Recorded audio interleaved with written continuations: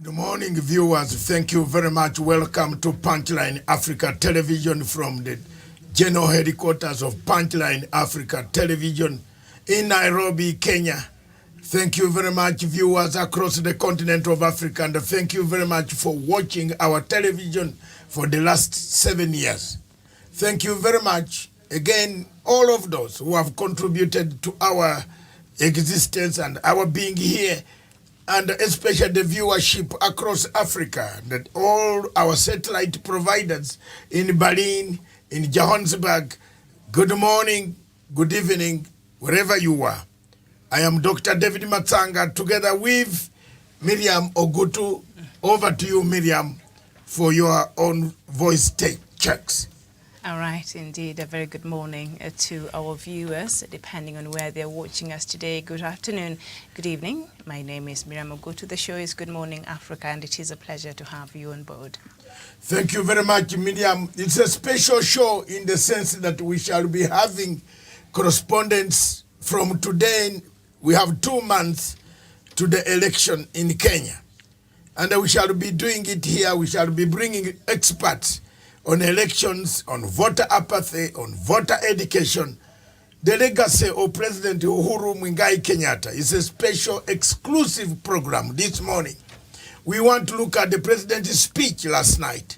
What does it mean? The economy, what does it mean? He answered so many questions, and as such, I am here today in the general headquarters together with Miriam to make sure that we deliver the legacy analysis very well. The roads, the hospitals. Is there anything anywhere in Kenya someone would say he did not see it, he's not on it, he's not around, there's no road?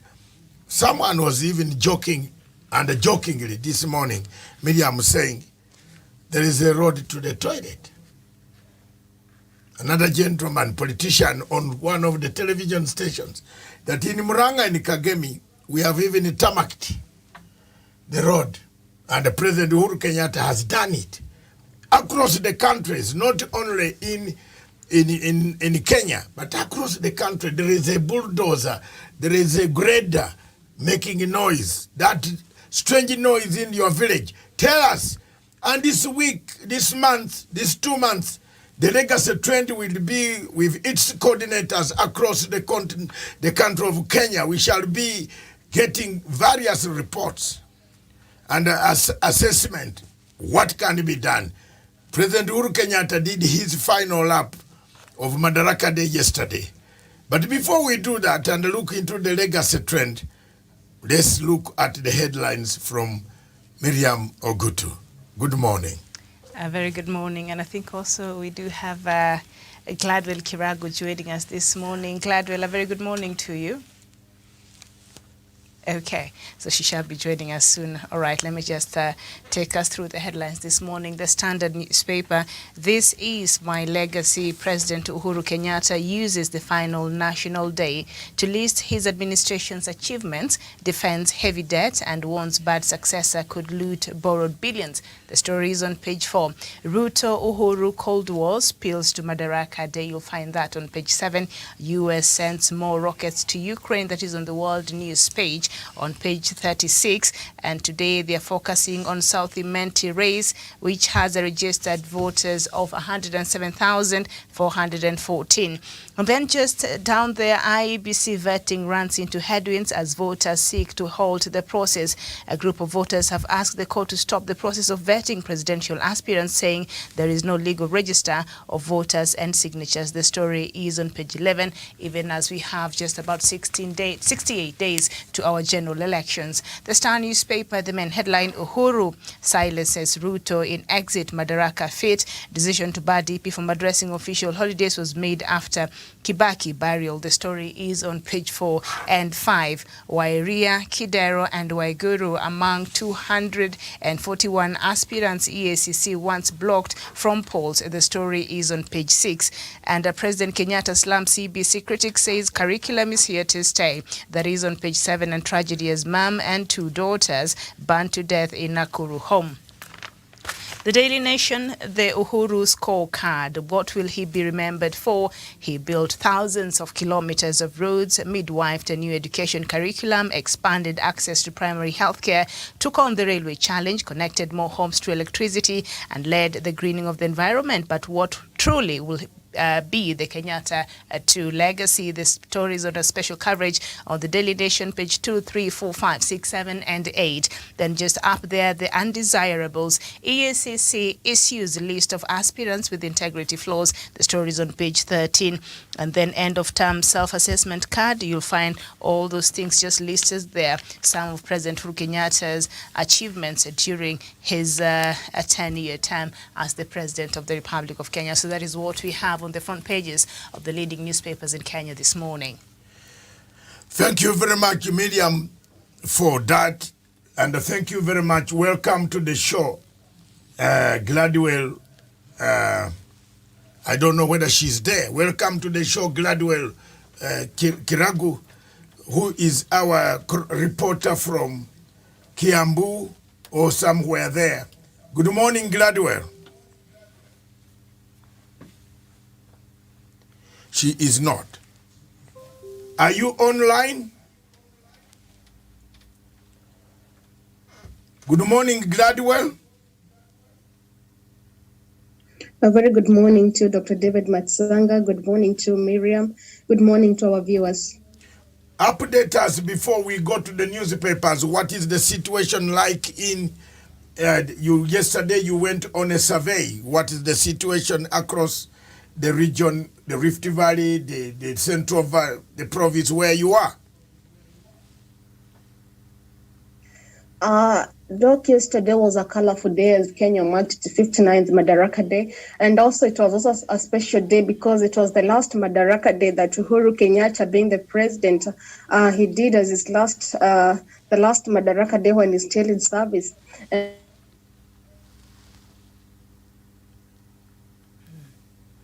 seem to be having a bit of a technical hitch there. We have, yes. Side, yes. Miriam, you have raised quite a number of issues on the newspapers. One of the issues that has caught my eye, Miriam, is the question of the IEBC. And I've been telling people, we have been saying it, I've been saying it at least for the last 4 years, that if I were a Kenyan, Mr. Chebukati will not touch my vote. I'm now going to be vindicated. You are vetting candidates. Tuambiane ukweli leo. Uhuru Kenyatta yesterday said, we have no more time. We shall, some of us you might not address you after your elections. This is the time kuambiana ukweli. You cannot tell people to get signatures when you don't have a voters register. People, the signatures you get, people are dead. They don't know whether they are on the voters register or not. Chebukati erred and made this voters register was not displayed 6 months according to the law. So you are subjecting people to chaos. Mr. President, the Parliament of Kenya, the stakeholders of elections, Ruto, Raila, and others, sit down, suspend this election. Sack Chebukati, have a new arrangement on how you can conduct a free, fair election. I've spoken. If you hate me, hate me. I'll not lack anywhere to sleep. I'll go and sleep.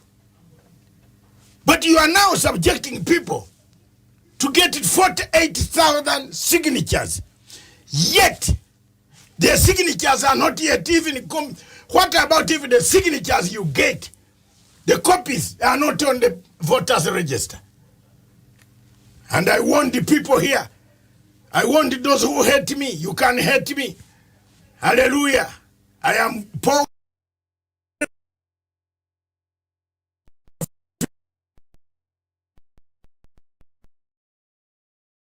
Disaster.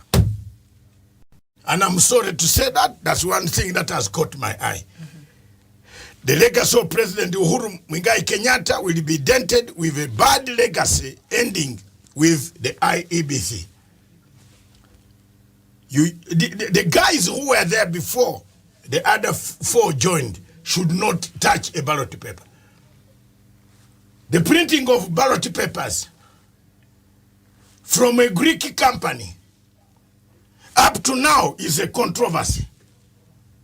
The person who brought the Greek company is the business associate of William Ruto. Hala? And then you are telling me you are printing papers. Who brought that Greek guy here who has equally dubious background in Greece to print our papers? Yet there are very many printing presses across the continent, the countries. In Britain, if you gave a British man to print these papers, I bet he will not even ask for a penny. You are the one who will go there to bribe him and they will arrest you. You say, oh, when are you coming with your money? They will arrest you. British people will not publicly print an extra ballot.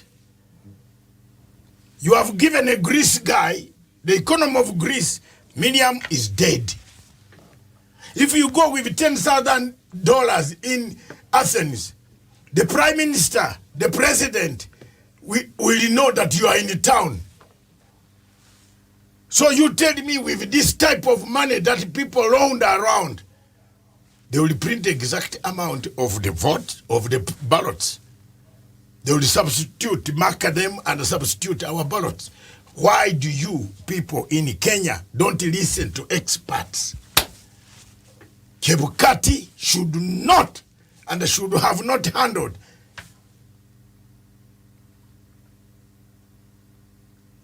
because he doesn't know what he was doing. Now you are telling presidential candidates. I am not saying they don't have their faults. Miriam, they have their faults. Presidential candidates have their faults. But where is the register for them to pick the names? By law, the register, by law and the Constitution of Republic of Kenya, which is the Electoral Act, the register was supposed to be published 6 months ago. Up to today, Chebukati is telling us the KPMG is updating us. It's 2 months to an election time. And you are still updating Kenyans? For me on this platform, and whoever picks this clip, when it goes to YouTube, I've said my mind. If I were a Kenyan, I would have done like the 2 voters who have gone to court to stop the entire process. Another obstacle, before you guide me again, you have a problem of people who have been mentioned and they have integrity. Article 73 of this constitution, 73(2)(a), is very clear. Personal integrity. Forget about the court integrity. Personal integrity.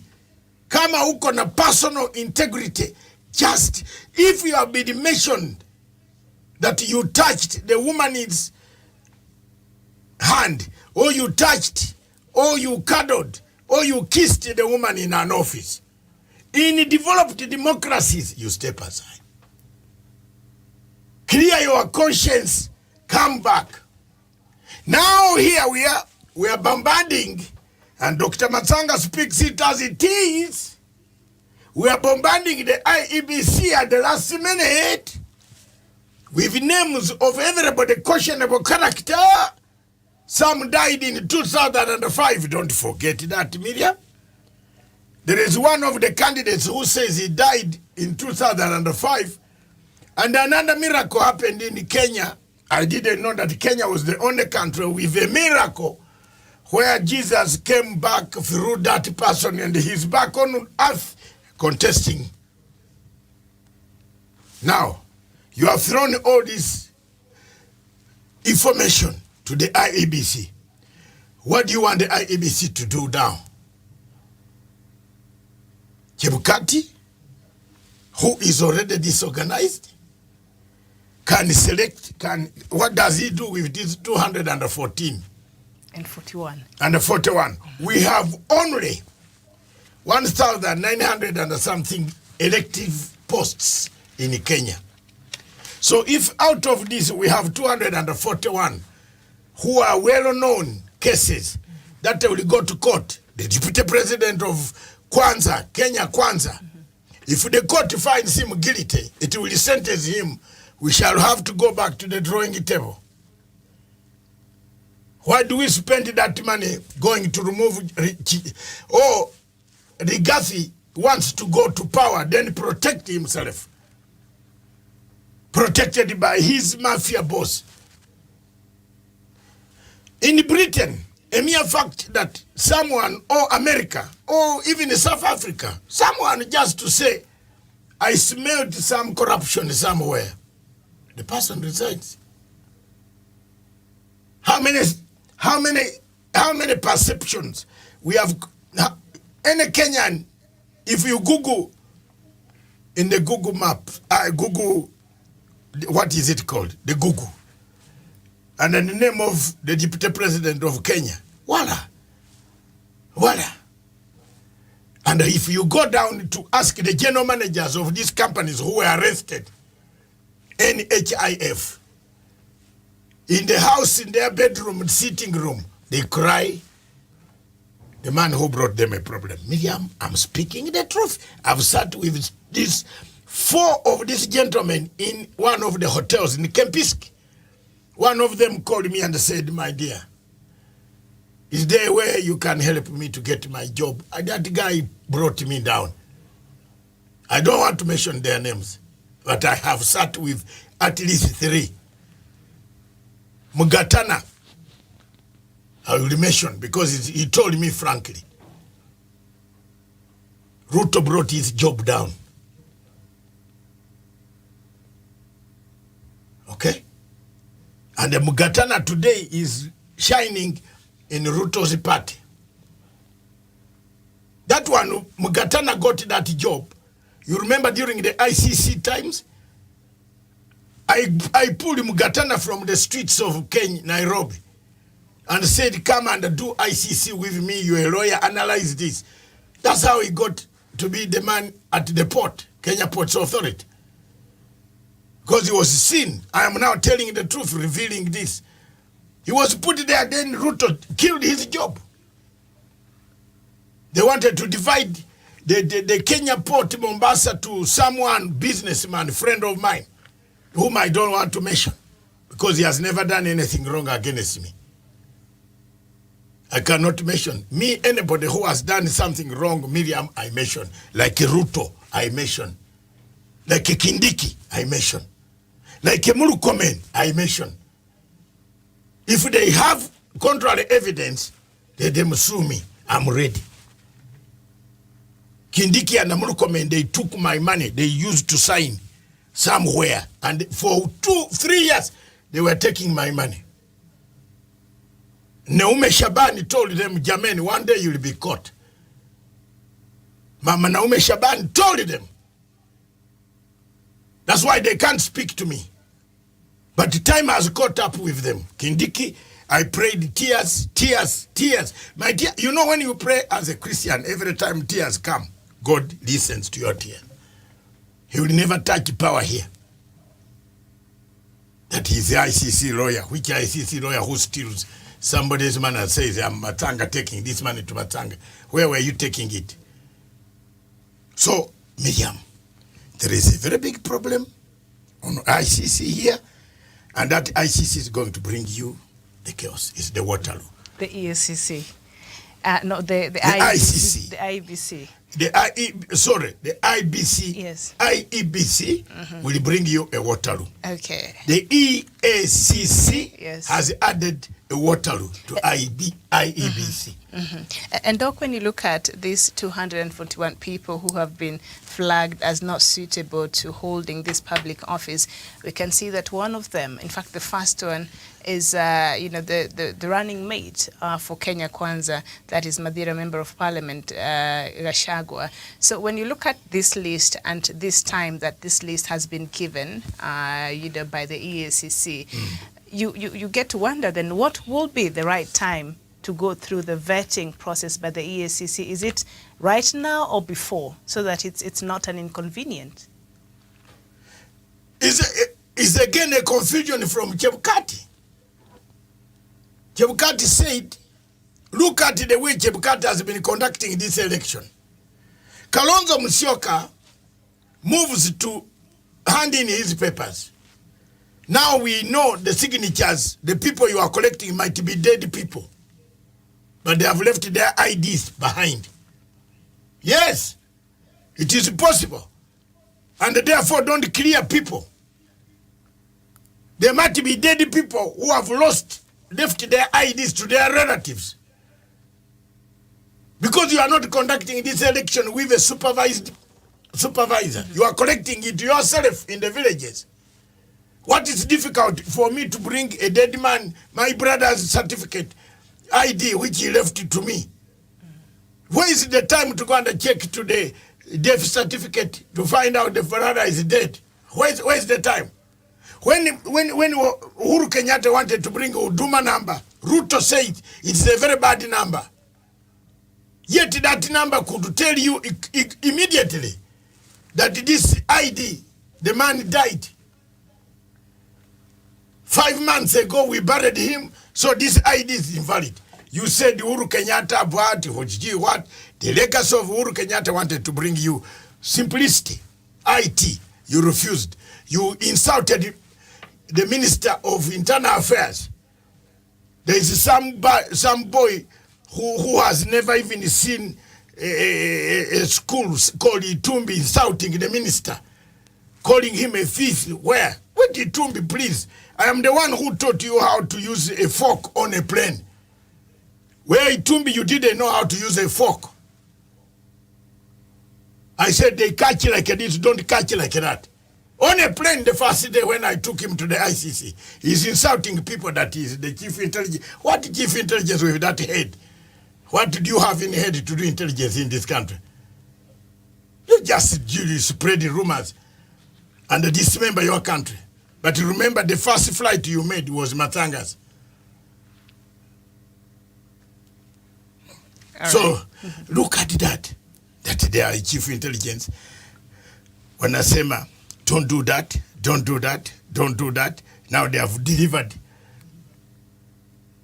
the same problem. When Huduma number was going to help them, you see now you can't check the certificate. Whether the man you are putting, you can get a copy of the certificate and say with a copy, but the man might not be present. Yes, they have caught Chebukati. Now, which register are you using to disqualify us? And of course, it's not even 2 voters, it is 30, the number of petitioners who have gone to court to block the IEBC. Hallelujah! So Hallelujah! No, Miriam, before you sit, hallelujah! You people, I told you, we are going to do a miracle to Chebukati. 30 petitioners, we are not keeping quiet.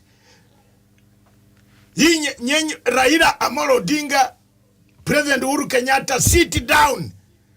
Ruto, sit down as stakeholders. Forget anger. Suspend this election. Hii election itawaletea shida. Please, we are not bad prophet. I'm not a bad prophet. But these 30 guys, all of them are right.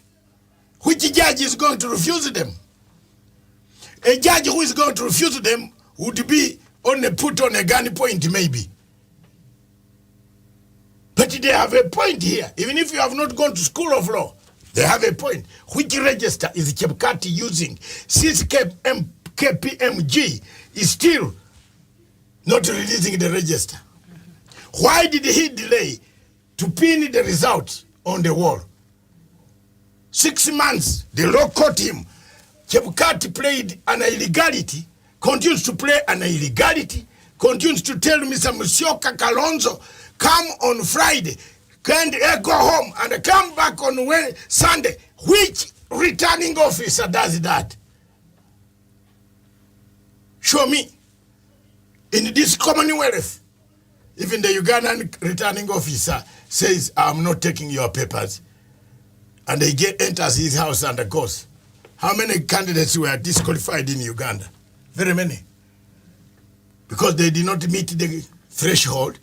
But you cannot extend the domination process.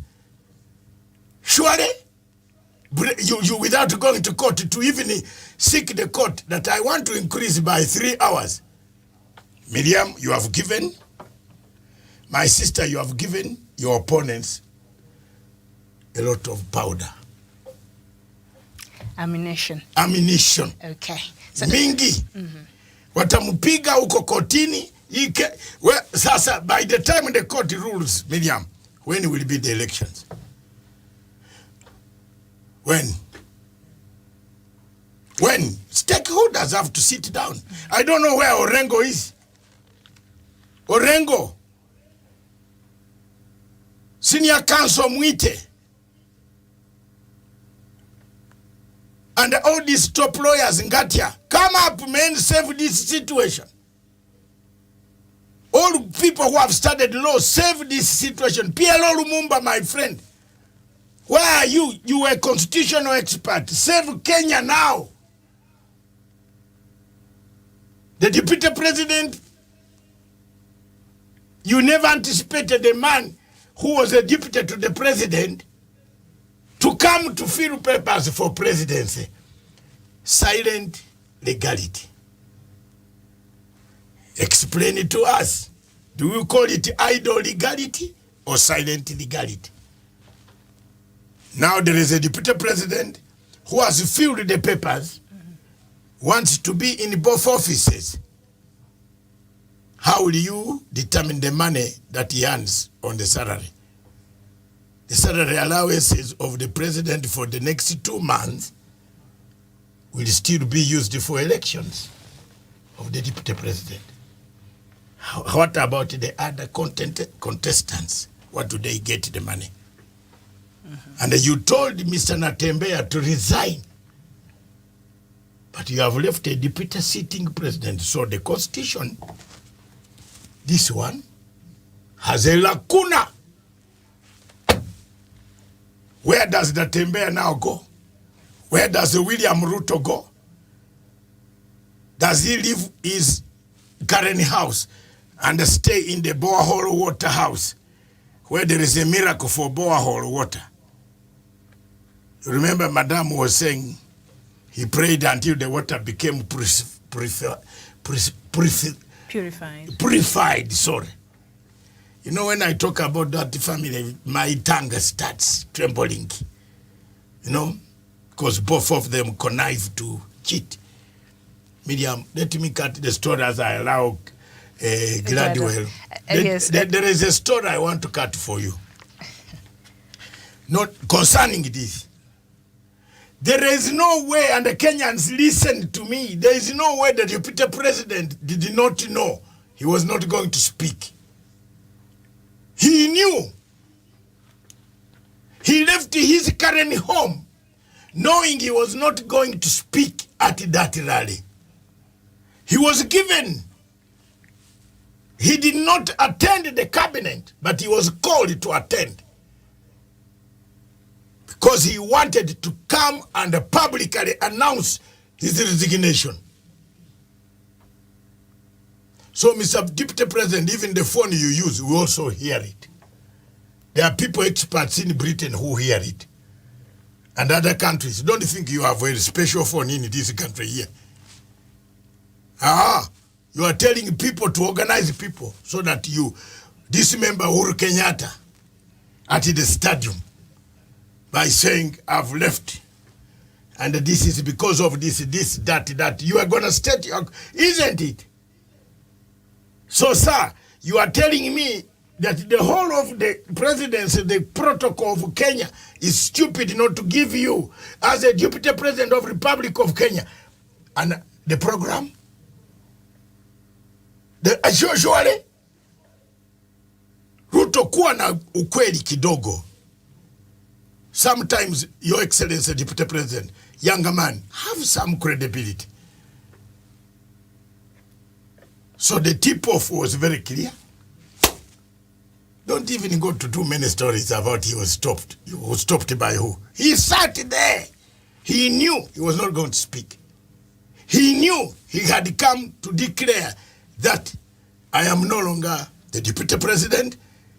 I am the chairman of UDA, and I'm going. That's why the organizers at Uhuru Gardens did not even announce his presence, because they were told all candidates will not speak.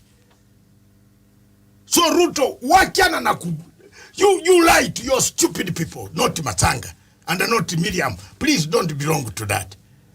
The people that he lied to them. All presidential candidates were told. Raila was given a brief that he was not going to speak. Did you see Raila? Raila's people? The 3/4 of the people in that place are Railas. From Kibra. Did you see them make noise? They cheered the president up to the end. The people who are hired, when they know that the deputy was not going to speak, they started going away. Because he was coming to announce his resignation. He was stopped. He was told. The intelligence told him that you will not speak on this occasion. Awache kuambia watu lies. That Moses Kuria is analysis. What Moses Kuria with rotten legs. Kwenda, you go and chair. Go. Such people like Moses Kuria with rotten legs. Go and cure first and come to. Don't spread the disease. Moses Kuria, you are still on bed rest from the records of Dubai. Waambie watu MP candidate Kenyatta atakuwa governor ya Kiambu. Kiambu people have better people to select. Wechua your legs kwanza. You can go and collect an electric blanket in Africa when there are so many natural blankets. Thank you very much. I've now told you, cut the story short. The deputy president was aware. Ogwambo was briefed. Everybody was briefed. There will be no speeches at. Speeches can be at, you know where? Where they eat that mchere. The dinner. Mchere. The special lunch. State dinner, special lunch. Lunch, yes, lunch, where the president of Sierra Leone was. You can make your... of which the deputy president did not go. He couldn't go because he had all these documents in black and white. The only thing, if people press me now, I can bring them. Even the letter telling him you will not be able to speak, and the program was already sent to his office. By the constitution, you are the deputy president. Now, still hanging on, a ghost worker. He arrived there, pretending to do some organization on the wife. They had known. Sasa nyenye mnasema Bible gani hii? Hii Bible ya wapi ya urongo hii kabisa. If there is a Bible there is no Bible here. Wanasoma Bible ya kuroga watu. I'm sorry. Miriam, I'm sorry. And I have no regrets for that. The woman sat there in a Sheraton hotel on the table there like this.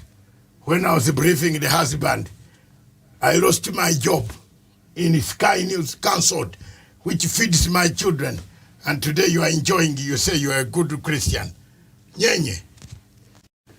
Paka maombi. Asante Miriam.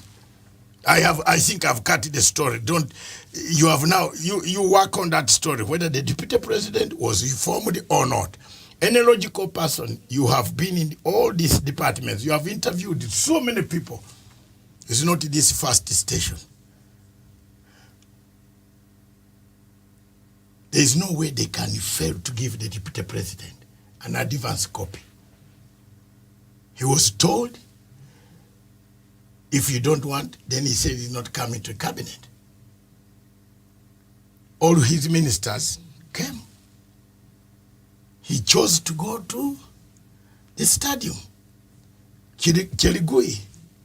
All ministers who hate Uhuru were there being awarded. He was told to come, and they have a send-off. He said he's not coming.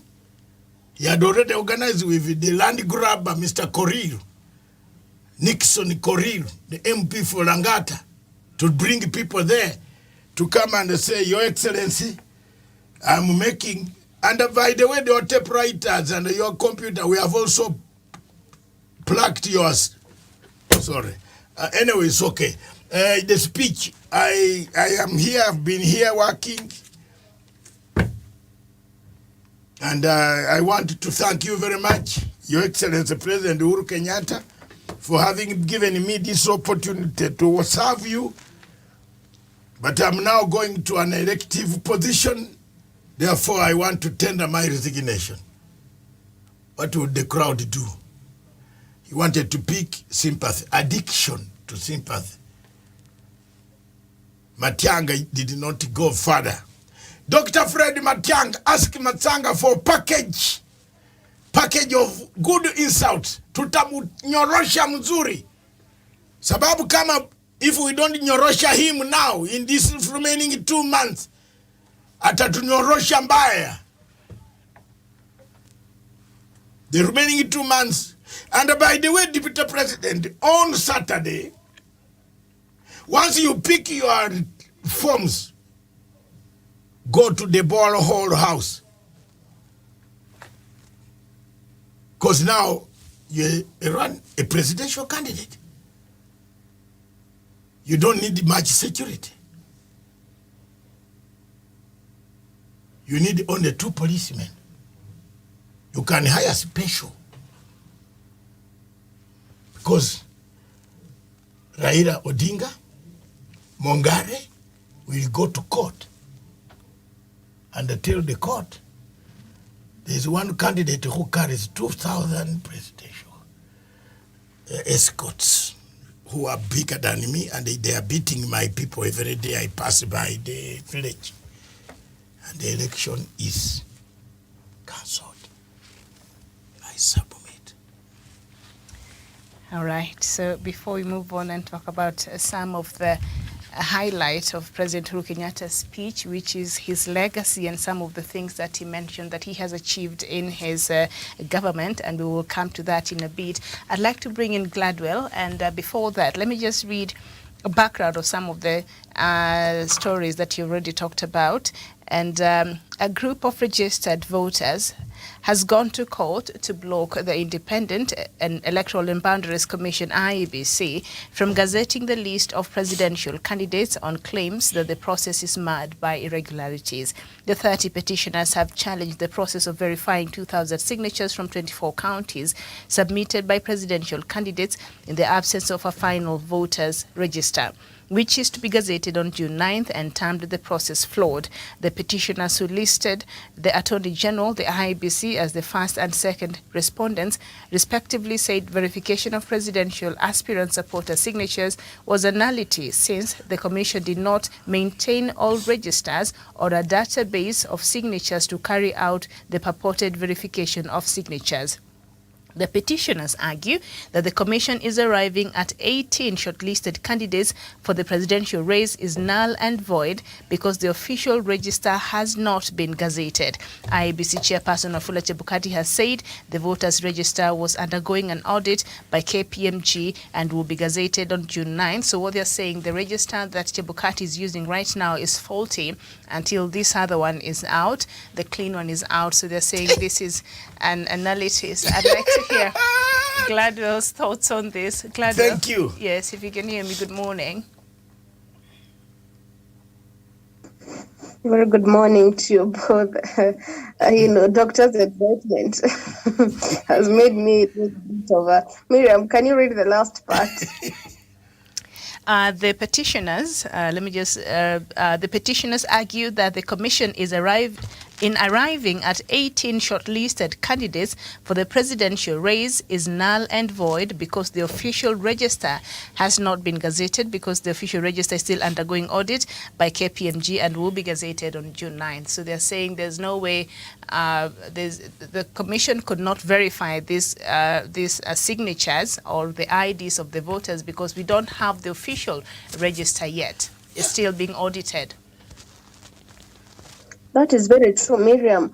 There's no way you can publish, or maybe you allow maybe like all those candidates who are contesting to be president, yet we don't have the register. How will we know? I mean, IBC, there's a game that is being played in there and it's actually not going well. Miriam, also before my network misbehaved, there was a topic, there was a comment I was making, and actually I support Doc on yesterday's event. Even before the event started, online it was circulating how the event was going to be going on, and we could see the people who are supposed to speak. It was already written down, and yes, William Samoei Ruto's name was missing. There's no way, Miriam, you can go to an event and you being a deputy president and you don't know the program of the day. It can't happen. William was already aware of what was going to happen. He knew that he wasn't going to speak, and yes, I agree with Doc. Somebody yesterday told me the same thing. His main agenda, he wanted to disrupt the meeting by saying that I will resign. And by him saying so, actually, the program, I mean, the rally could not end up well because, we know Ruto is very good in seeking sympathy. And we know the reasons he could give, actually, maybe the rally could turn into to be chaotic. And maybe that was his main aim. And we could see the people who were hired when they heard that William was not going to speak, they walked out. You could see a group of people was walking out, the ones who were hired. So what I'm trying to say is that whoever yesterday was in charge of the program did a good job, because yesterday the Madaraka days, the Uhuru being the last one, he was going to conduct would not be a good one according to what William wanted to do. There's no way you can resign in public, and also on a public holiday, and you expect that it's going to end up well. More so him, as we know, he's a sympathy seeker. So actually, Doc, there, I agree with you that yesterday there's no way you can go to an event without not knowing the program. Even as you go to the burial, for example, a burial, you're going to attend a burial, a program is already sent that we are going to meet in the morgue at 7 and we proceed here and here. So everybody's know. So yesterday being a public holiday, there's no way somebody like the Deputy President of Kenya could not have known the program. I submit. Mm-hmm. And there's a story I was just reading a while ago, and they're saying this actually was decided after the burial of our late President Mwai Kibaki, the man in which, things happened, and allegations of a hired crowd who were cheering him and all that. So that sort of stole the show. And we saw not just that, but also, remember, Doc, during the launching of the second BBI at the Bomas, where he came and he sort of stole the show. So that is what he's been doing. And in that essence, it has looked not very good, especially on the face of President Uhuru Kenyatta. So they said, today is a national day, so we don't want the side shows. We're going to do what brought us here. And of course, being President Uhuru Kenyatta's last, national day that he was leading the country in celebration as a president, perhaps the crafters of that, the schedule for the day, I think they were wise enough to know today should be, as much as we were marking Madaraka Day, but also should be the day that President Uhuru Kenyatta will be allowed to just enjoy that moment, the last holiday as a president, and that was that. So. Yeah, I think they were wise in their decision to do that. He would have stole the show. Miriam and Gladwell, let me weigh in here briefly. I will not take long time. I've already broken the ice. The Deputy President had the documents. And if he's a God-fearing man, Sematanga is telling a lie. The documents were couriered in the way the State House couriers its documents, confidential government documents, to the annex building. He had the documents, the program, the cards for the function, for him to invite people to that function. Usually every minister is given special cards for a friend, for workers, for people he has seen in the ministry. the deputy had them. He had an intention to embarrass President Uhuru Kenyatta. The family of Kenyatta family has suffered a lot of problems with Ruto. During the ICC times, Ruto had no money to pay for legal fees. The Kenyatta family paid for legal fees for this guy. Look at the way he is damaging them today. Hiyo mapunda sijui asante ndio mapunda teke ya punda. Asante ya punda ni mateke. Asante ya punda ndio mateke. It hits you. That's what Ruto is doing now. And the viewers across there, we are not on against Ruto for nothing. Yeah, we are reasons. He knows the president was going to speak about this grabbed land, where he was the owner of the nightclub, where he used it as a den of concubines to arrive there. And he says he's going home, he branches to Langata. And he stays there. He doesn't drink alcohol. But what does he do? In a nightclub at night. He was the owner, literally, of that nightclub. It is not Nixon. Thanks, Farida Kerone and Kibicho Karanja and others took a decision to repossess the government land. You know, that was President Uhuru Kenyatta yesterday was very good, well measured. If it was me addressing the crowds, I said the thieves are even here behind me. But for him being a head of state, Miriam, he just kept quiet. He said people grabbed the land. But me, Matsanga, I speak like a Tuoli. I would have said they are here. Two of them are in this crowd. You saw the way when they spoke about that land, how Ruto was looking very uncomfortable under Nixon, who was seated near this MP of Nandi, the Nandi MP, Alfred Kattel. So all in all, Miriam, Mr. Deputy President, his people in the office, they knew they had a program. They had been told the president wants to avoid the rally becoming a political rally. It was not even a rally, it was a national day with the head of state from another country who was present, and you make such statements. And I think what happened last year in Kisumu, you remember when the Madaraka Day was celebrated in Kisumu, I think they didn't want the sideshows. Yes. As I said, being the last national holiday for President Uhuru Kenyatta, I think it was important for him to just focus on the issues of the day. And now, before we move on to, of course, looking at President Uhuru Kenyatta's legacy, Doc, there's something you've talked about, but I also would like to hear Gladwell's thought, and that is these 241 aspirants. And the story is on page 11. I'll just read a section of it. According to the EACC Chief Executive Officer, Twalib Mbarak, these people, the requirements, he quotes the Constitution, the requirements for a person to qualify as a candidate for different elective positions are set out in various laws, including the Constitution, Elections Act, Leadership and Integrity Act, and various subsidiary legislation, which these aspirants have not met, said Mr. Mbarak. The EACC CEO said, anyone seeking public office must display honesty in conduct of public affairs, subject to the Public Officer Ethics Act, not engage in what amounts to abuse of office, accurately and honestly present information in public. Mr. Mbarak said the aspirants should not engage in wrongful conduct in furtherance of personal benefit. He warned against misuse of public resources and falsification of any record. So according to him, these people who have been mentioned, they have failed the integrity test. So now I guess the big question for Kenyans is, will the IBC clear?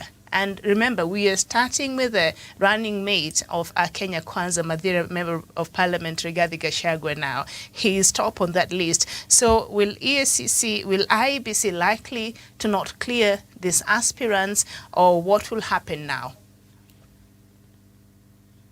Gladwell. Miriam, funny thing, IEBC, I'm sure they will clear because our country is a very corrupt one. And Miriam, I always say, with the IEBC, with what they have been doing currently, and most of Wafula Chebukati, what he's been doing, I think when they talk about credibility, it should apply to them. They should start it. And for example, the office of the deputy president is one that has got a misuse of office because it has been doing so. Somebody like Rigathi Gachagua is actually not even fit. So as the EACC maybe comes out with some of the terms, can they start implying them now? They can't say that after election, this is when we are going to now tutaanza kumulika watu. No, it can't happen because the corrupt people are already in the office, and there's no way you can say, now you're Rigathi Gachagua, can you go home after the election? And maybe they are in power. It can't happen. So some of these things that the EACC do, can they start it now? And I'm glad that Rigathi Gachagua is top on the list, because actually he's not even fit to hold any position. I mean, we can see, and yesterday I was happy when the deputy president was not given a space to speak, and I could hear the people's view, and they were saying that the mistake that deputy president made was also choosing the guy, the Rigathi Gachagua, because anytime he opens his mouth to speak, he's never sure what he's saying. And if he has a point, he doesn't know how to deprive it out. He just messes out. And I'm glad to say yesterday when I was in Nakuru is whereby there's this lady, Susan Kihika. She's very, but I'm sorry to say so, she's a lady that I find very arrogant and with the sort of ego. And she's trying her best to get the position there. I'm not from Nakuru, but I pray that she fails, because I'm always happy for my fellow women, but this one is a no. The ego she has, and the kiburi, the ego, the arrogance she has is so much.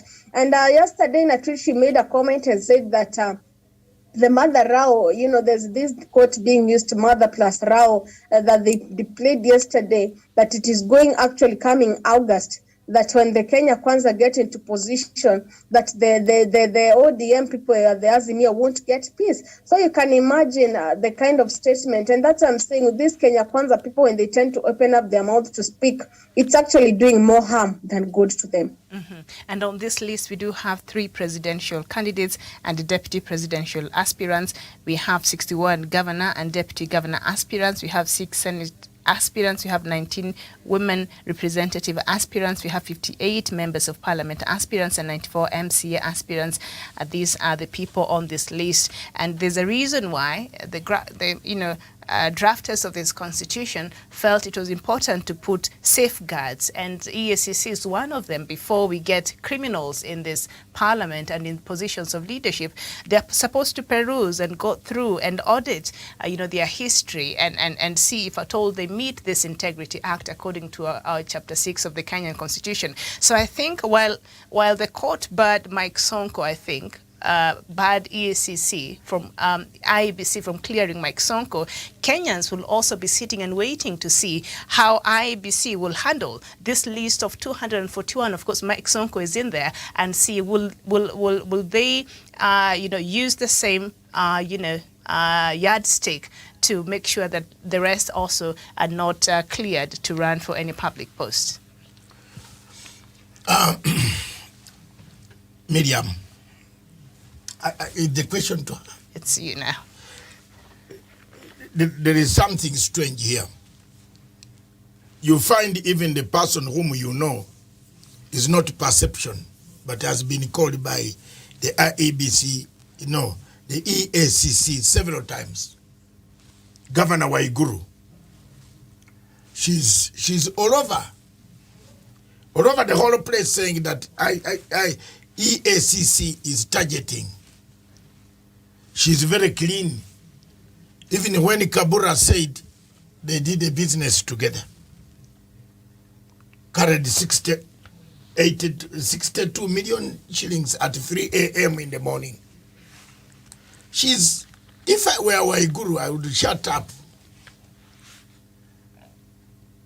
Shut up and wait until other people maybe tackle the IEBC and it collapses in one way or the other to save you. But Uhuru with corruption is like salt and food. You can't eat food without salt. So they move together. That is two. One, the other person who is where this thing goes wrong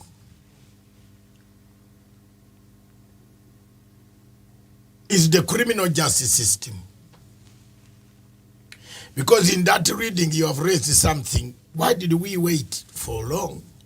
And the time is not there. At what time should this be happening? Exactly. Yes. Kenyans, and unfortunately I have to tell you the truth, you have a very bad criminal justice system. It has got all this. Go back to production of this constitution. Why countries like Rwanda have fought corruption is they have a tight constitution. A constitution that allows you to enjoy your business without cheating. You sell from your shop, whatever comes from your shop, Miriam, listen here. Whatever comes from your shop in Rwanda is your money. And there's a machine there to say 2 francs or 30 francs will go to Rwanda Revenue Authority. As you punch in, if you have been in Kigali, I've been there. I went there for the African Union Summit sometime. Yes, I went there. My good friends, some generals, we have been to school together. Some were young, some like me. I went there. I was in one of those hotels.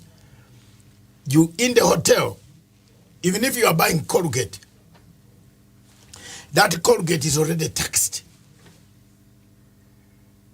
So you, the man who is carrying your money, the money you are carrying in your pocket is yours. Here in Kenya, we have a problem. The constitution says, if you go and rape somebody's daughter, you go and get what they call a protection order. What is that order called? Anticipatory. Anticipatory order. Unangojea wakuje waoneshe.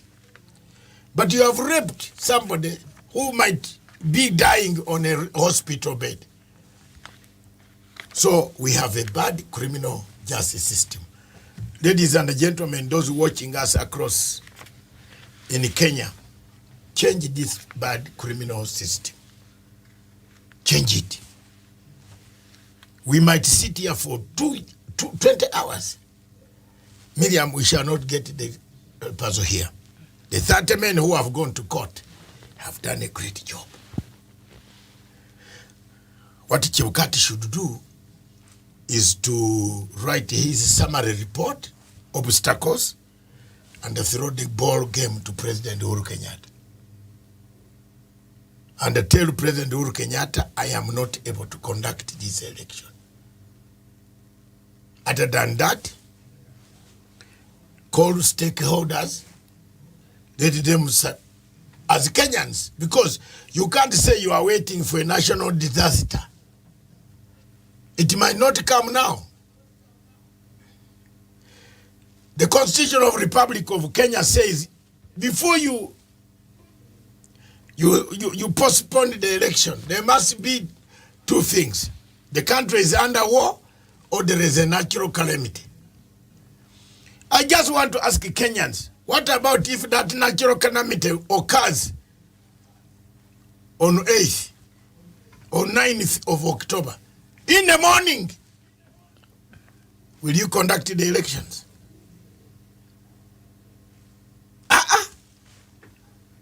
Tuanze kusoma. Let's go back. Let's all go back and reason. There's a natural calamity. There is a calamity here which is not natural. Miriam, my sister, this calamity is building slowly, moving slowly. You can see. EAC says, tuko na watu tunamulika hapo. Chebukati anasema, nataka signature 48. Hawa wanasema 48 tunatoa wapi? Hakuna gazetted signatures. You have already failed the test. It's a calamity. Just call stakeholders and tell them, I'm sorry. The date is 9th October, but I'm sorry. That Mr. President go back to Parliament, table a motion, ask the Parliament to give him presidential emergency powers for 6 months or 3 months to arrange a new electoral commission. I don't see this electoral commission delivering an election properly. Because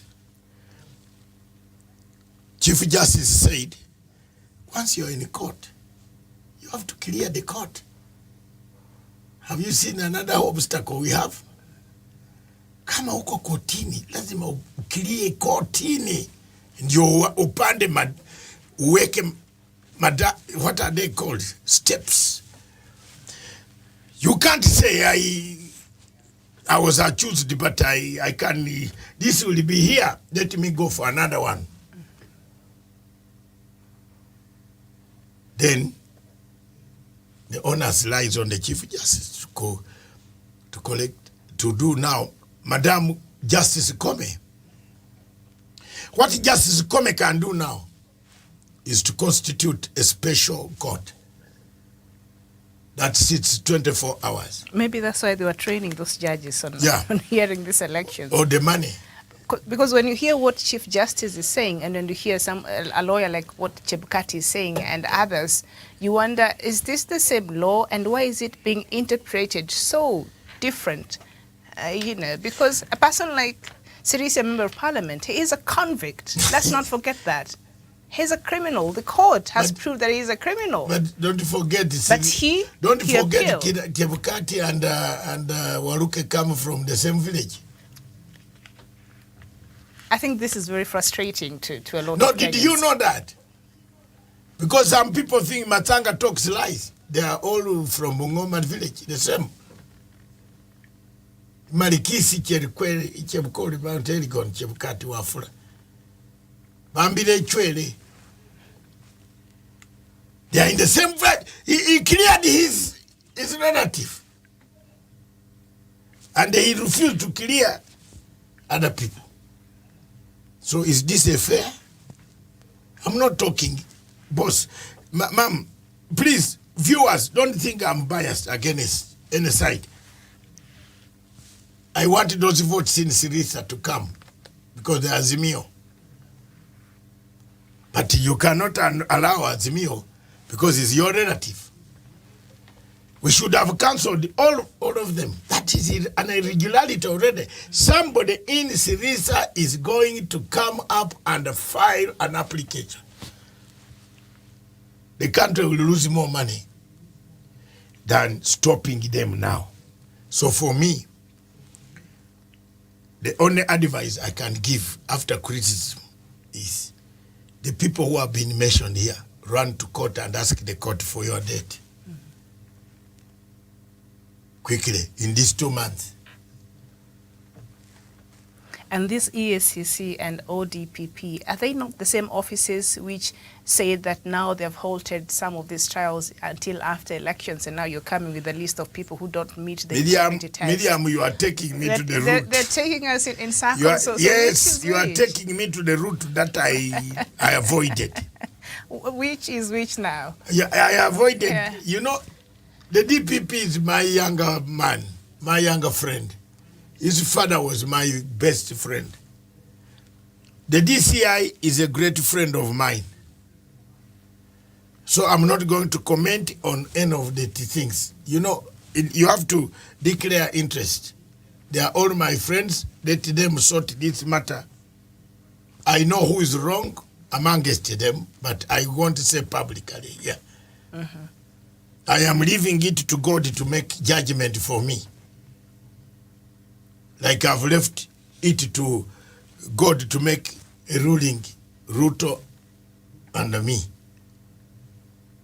If God says fine, I was not looking for money from him.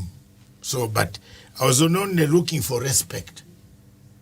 That mtu yu alinisaidia, lazima niseme alinisaidia. Recognize him. Even say, thank you, Matanga. for your work you did. I'm not going to carry his house. So there you are. Okay, and as we leave this matter, of course, today 5 presidential aspirants will be presenting their papers for clearance with the IEBC. The first one is Julius Juma of Justice and Freedom Party. And I think he is the first one. I think he's already there at 8 a.m. He was there at 8 a.m. And the next one who's probably still there, Dorothy Kamunto Nyangori. She's an independent candidate. And she was supposed to present her papers at 10 a.m.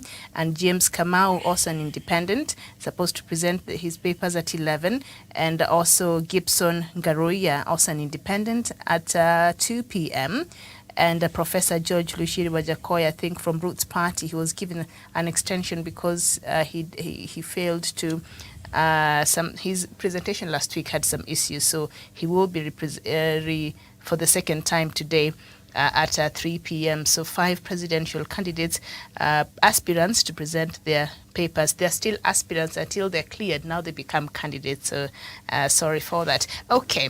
So yesterday, President Uhuru Kenyatta, of course, used the occasion to outline and highlight a lot of his achievements, which have been, of course, criticized. And yesterday, you could see he was clearly speaking to the deputy president. He might not have mentioned him by name or even made direct reference, but how he was highlighting and how he was underscoring some very important and key things in his legacy.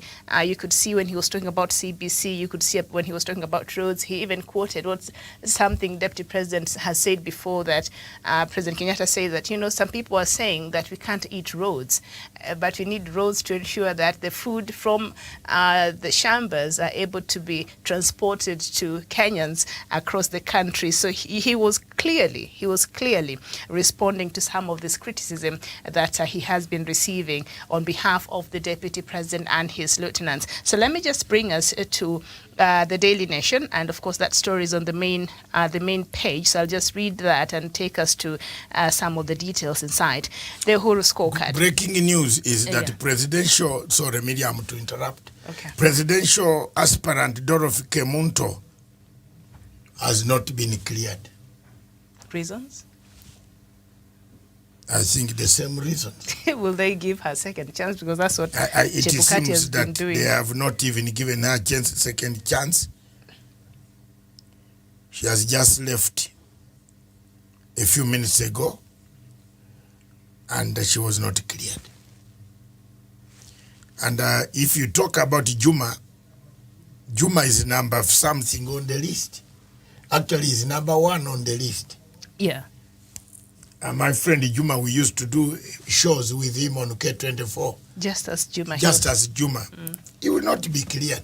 He was the first one at 8 a.m. Yes, he has not been cleared. I think he won't be cleared because even if you say you are cleared now, all what Chebukati would have done is to halt.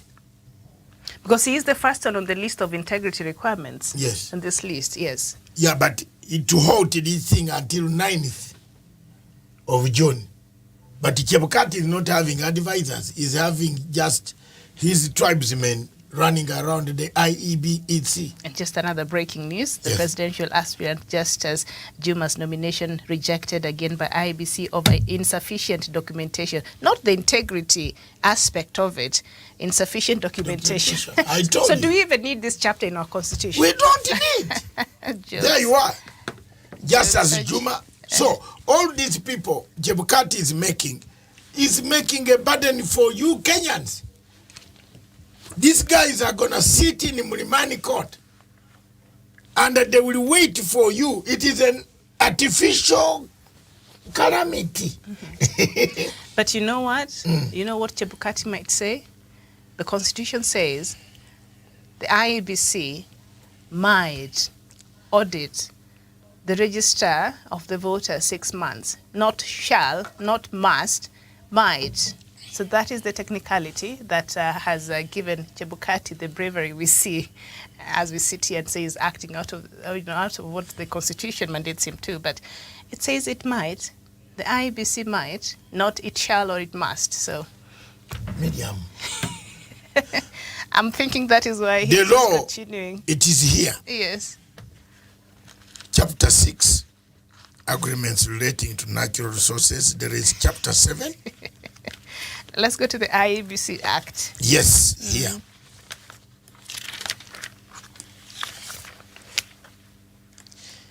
Allocation of party lists, seats,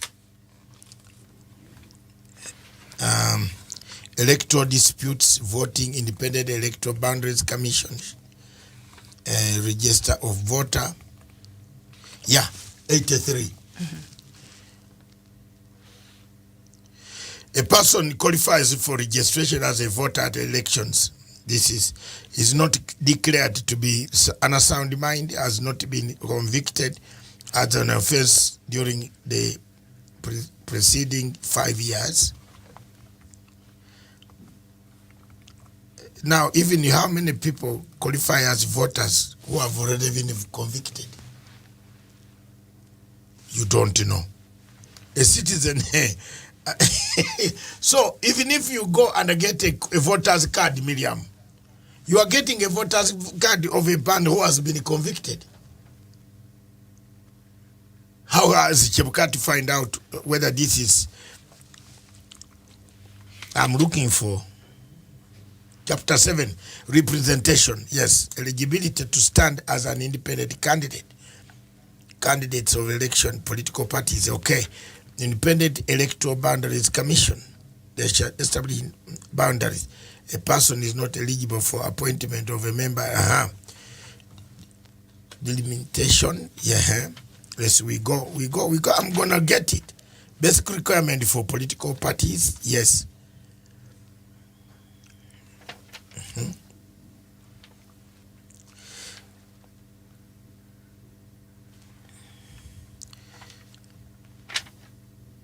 Voters register. You can pick it, electoral disputes.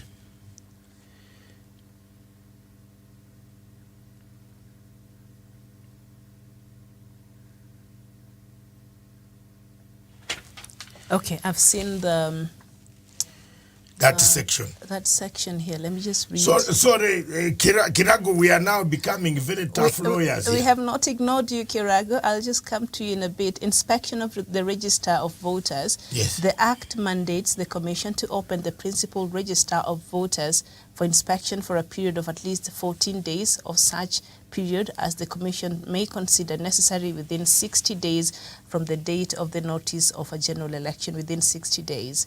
Okay. So that's what they have not. Within 60 days, which is 9th June. Yeah. So after the audit, I'm looking for the audit part. So no. First of all, then which signatures is he using to clear the candidates? Yes, and that is what those 30 Kenyans are raising issues on. That's why I have said, whichever way you go, which signatures is he using to clear the candidates? You are saying to Mwangi Wairia that he doesn't have enough signatures. Which signatures? The old ones of 2017 or the new ones? If they are the new ones, he has to display them on 9th of June. And by 9th of June, all these candidates would have finished their presentation using the old data. Have you now found out? Is here. Idle legality and silent legality. Is idle, an idle legality and a silent legality. A silent legality usually comes in good format. An idle one is destructive. So what method was he using to collect these guys? I think, Kiragu, you have anything to say as medium such as for audit?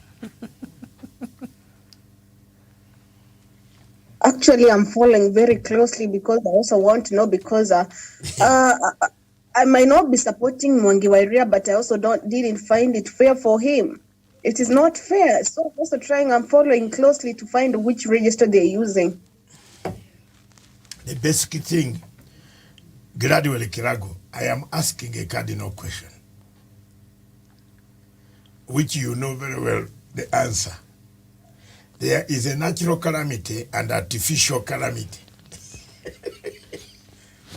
Which one do Kenyans want? There is one being manufactured now, which will deliver you very bad results. And there is one that comes like an earthquake comes on the night of 8th. Sorry, God forbid. Will you still conduct the elections? Doc, there's a point I never made out. I was making my remarks when my network misbehaved. You know, with the way things are going in most of the IEBC, you know, when the election, something happens, we will blame it all on the IEBC because they had a chance to make things right, but they didn't. They are choosing to be ignorant all the way. So, Doc, as you've asked about artificial and ignorant, I think artificial calamities, Kenyans will be hit by both, and actually we won't be in the better position. And you know, the people who suffer, it's us, not the big people who are vying. No, they'll be comfortable in their homes. So Kenyans, I think it's high time we also have a say, because this is our country at the end of it all. And we can't, and we have the right to dictate who wants to lead us. But at the same time, IEBC, I think it's high time. Can they come clear and say, instead of them causing a chaos in our country and messing things up, and they come out and say, we are not ready for the election. Can you give us more time? President Uhuru, continue till we are ready to conduct a transparent election, an election whereby there won't even be a rerun. I think it's something that we Kenyans, instead of us just waking up, wasting the whole hours voting, people standing up for the long hours queuing to have them to vote, then we go for a rerun, and more so, we have a country whereby we will go to war, go back to the 2007, 2008. Not ready for that. IEBC, the task is up to you. Wafula Chebukati, for once, can you get your legs out of the sack? The legs out of the sack. That's a new phrase I've never heard about. Miguu iko ndani ya gunia. Isn't it literally translated? So he's tied, he can't move now. Thank you very much, viewers. We have been watching the special program of The Legacy.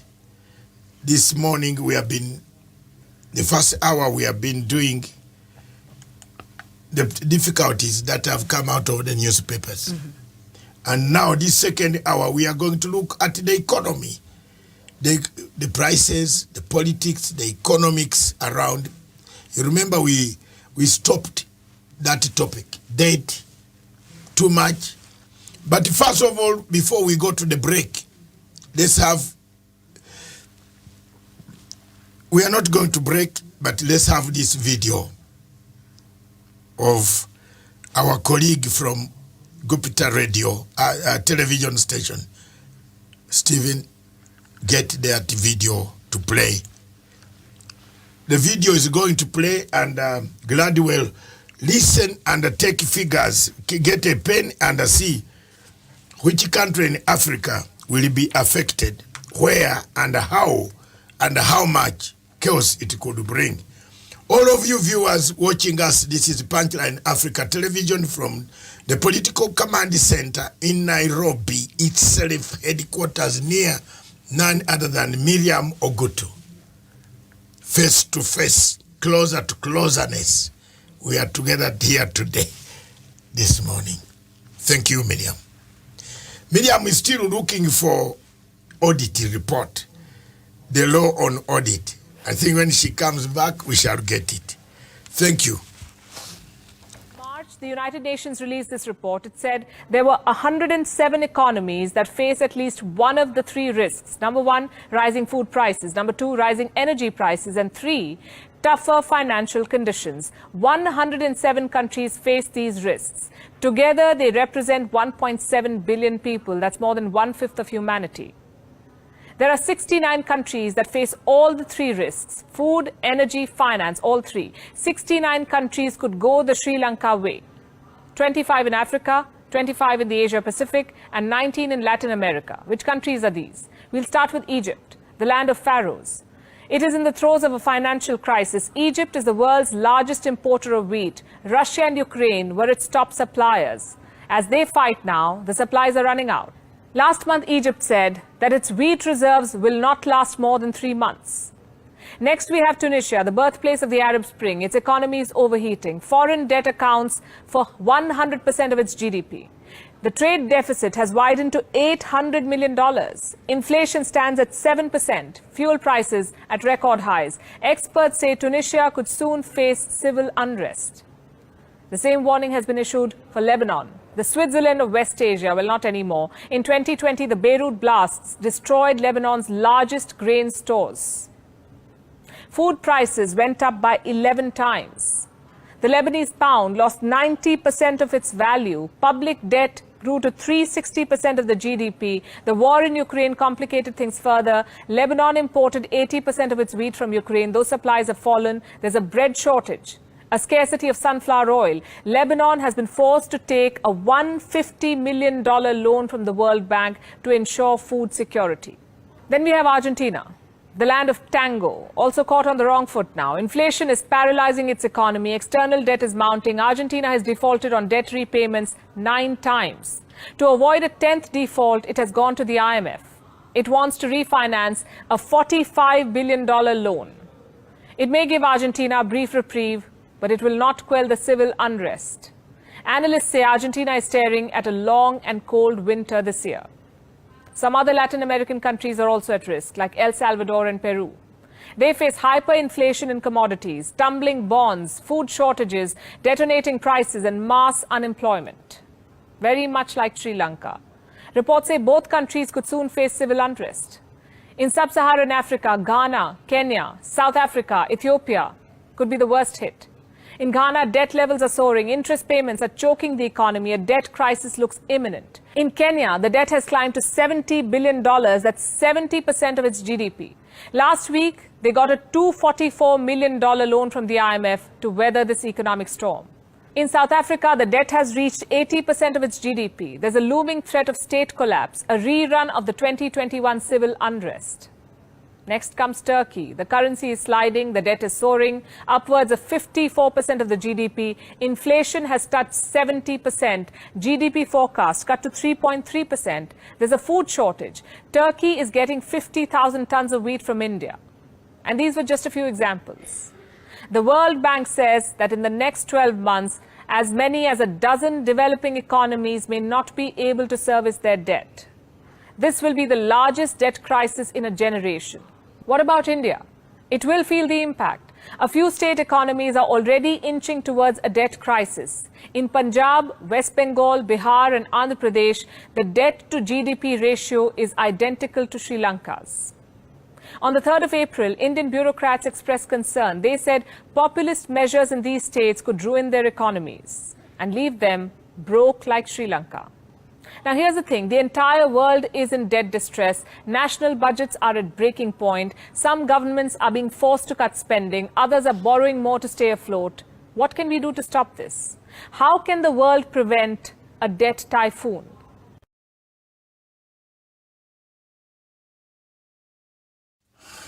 Good morning, viewers. Welcome back to our show again. We are still analyzing the presidential speech yesterday at the Uhuru Gardens, where His Excellency President Uhuru Kenyatta made his final Madaraka Day bye-bye, goodbye to the nation of Kenya. The first phase of our show, we were looking at the political implications of not the Deputy President speaking. Those who were hearing us, we stood firm and said there was no need of calling him. He was aware he was not going to speak.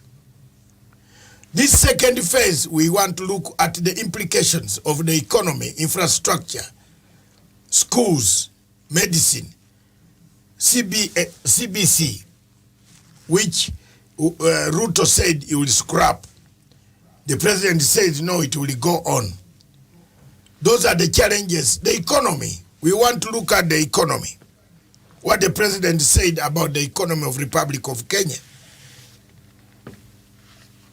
And with me again, we are still here with Miriam and Gladwell, our reporter of the legacy. Remember, all these are cushioned under the legacy trend.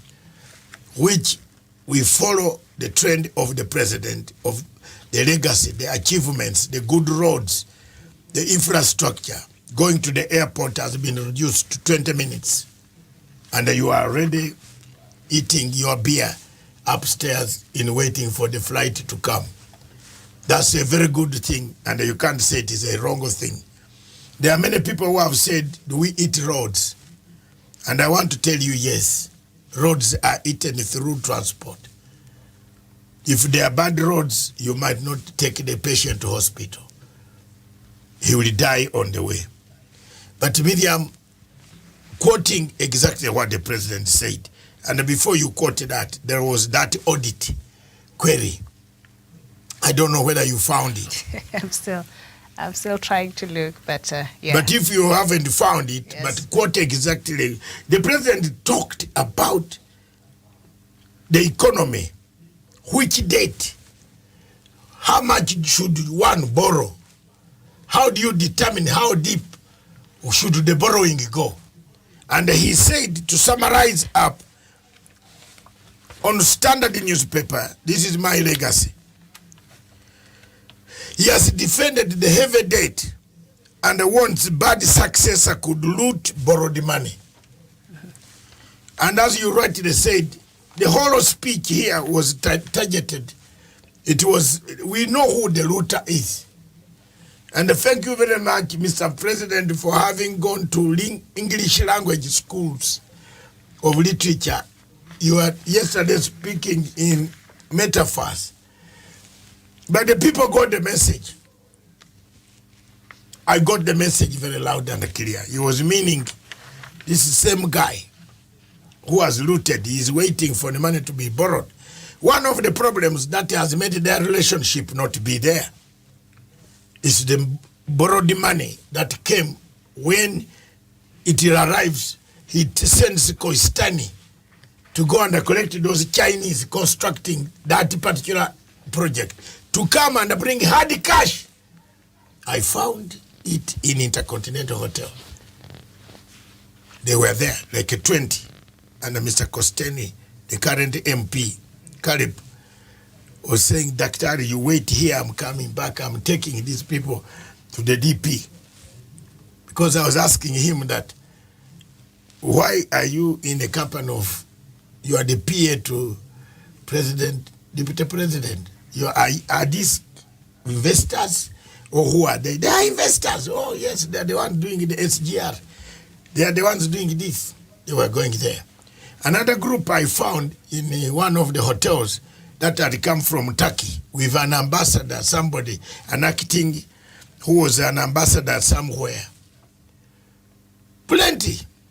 Now, at the reception of that hotel, one of the Chinese came down, and I think he did not lock his suitcase, his briefcase. When he opened, a band of new dollars came out at the reception.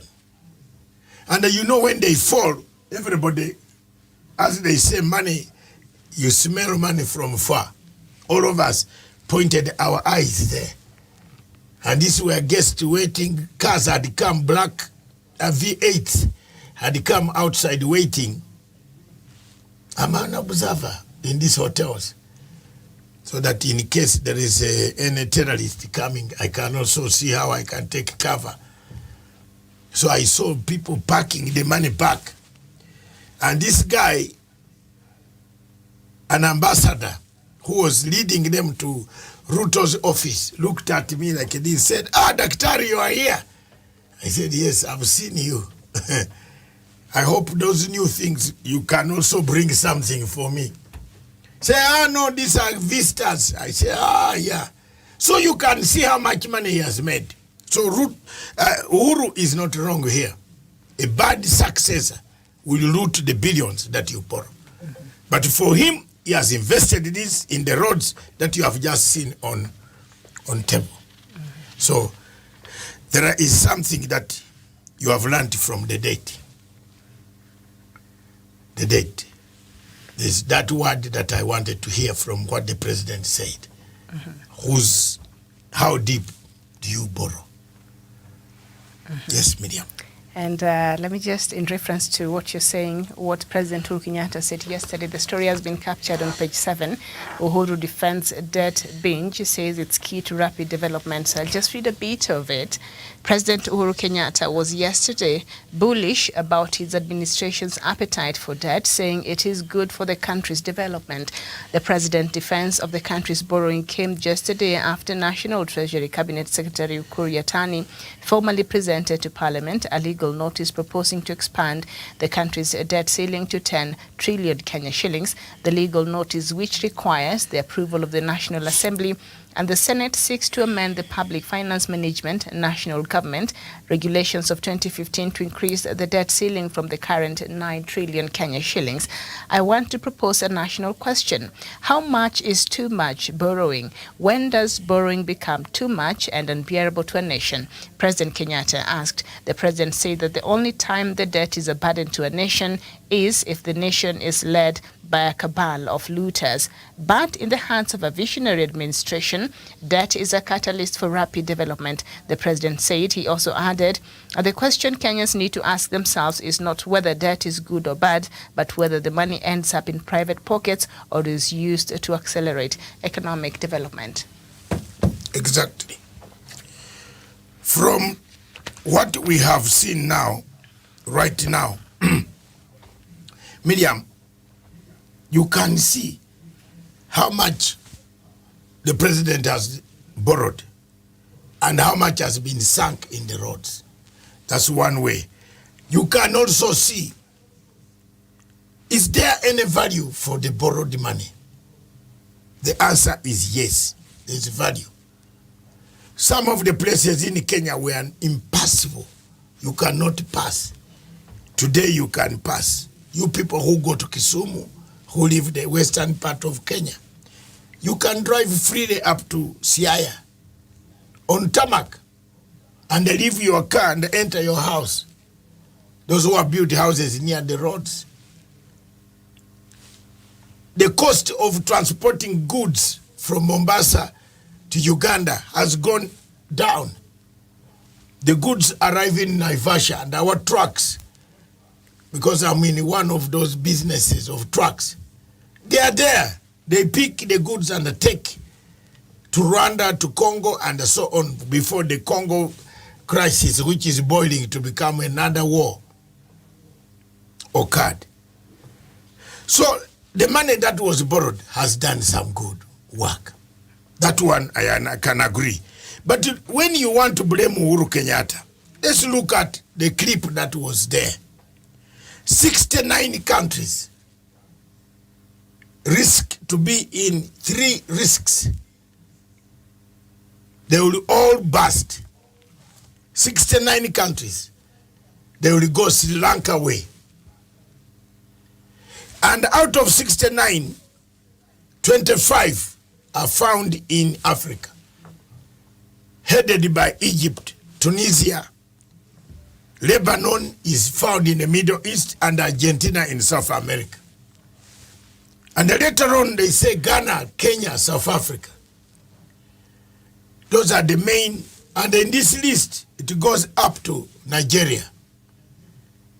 These are the main economies on the continent of Africa. Kenya has borrowed over 70 billion debt. It's 70 part repayment debt. Borrowing is not bad. But the situation in South Africa is the one that would worry you. As a continent, we should be more worried about South Africa. That the state could collapse. If things went on the way they are going right now, Miriam, the state could collapse. So here we are. Mm-hmm. And of course, President Kenyatta, while making his case yesterday, gave some examples that perhaps we all know. President Kenyatta reminded those against his administration's borrowing that when South Korea achieved its economic miracle in a record 25 years, it also achieved the rank of being the 4th most indebted country in the world. But they did not call it a debt. They called it using other people's money to advance their cause, the president said. The head of state also said Britain used other people's money to industrialize in the 1900s and that it only finished repaying this debt in 2015. The president's lecture on the need to borrow did not just stop there, but even as the president defended the government's borrowing, the Bretton Woods institution has previously warned that a pileup of loans may lead to debt stress. But he's saying even a country like South Korea, because usually a lot of times when you are looking at Kenya and its economy, it's usually compared with South Korea because at some point when we were getting our independence, we were at par as far as our economy was concerned. Actually, Kenyatta borrowed lent South Korea $5,000. And now you can see how far they are. And according to what President Uhuru Kenyatta was saying, they actually borrowed. In fact, at some point, they were the fourth most indebted country in the world. And we can see perhaps what that has done to that country. And of course, he also cited Britain there. So is it because maybe there has been a lot of politicking around the debt, and of course I see the debt ceiling, the Treasury CS has proposed, the debt ceiling to be higher again. I don't know if Parliament will agree to this, and will this be good for this country, or should we go with what the President said? It's not really about the debt, it is whose hands this man we borrow fall in. That's the point. Whose hands is this money safe? Before I come to tell you what we should do to maintain this money and the service, let's cross over to Gladwell. Can you tell us how, because the prices of the inflation, like in Uganda, it's gone to 11%.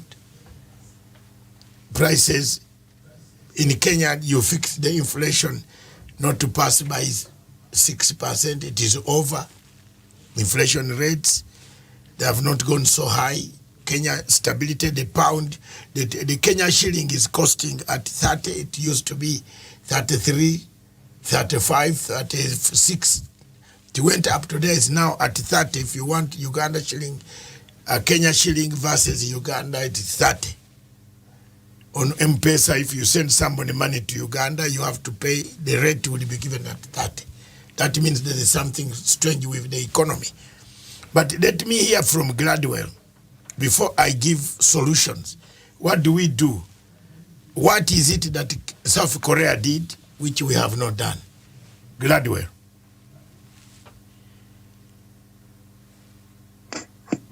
Doc, let me start by picking up with what the president yesterday said. And there's this part I loved of what he said. He said about the debts. Yes, Kenya is in debt, yes. But we can see that the money that was taken, or the loan that was borrowed, we can see that it was used well. The infrastructure, for example, the express highway. I mean, what I'm trying to say, the Uhuru's legacy has the money that was borrowed used.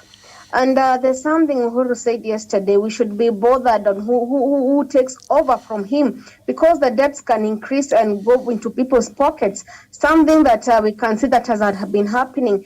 And Doc, as you've asked, what has the Koreans done that Kenya has not done?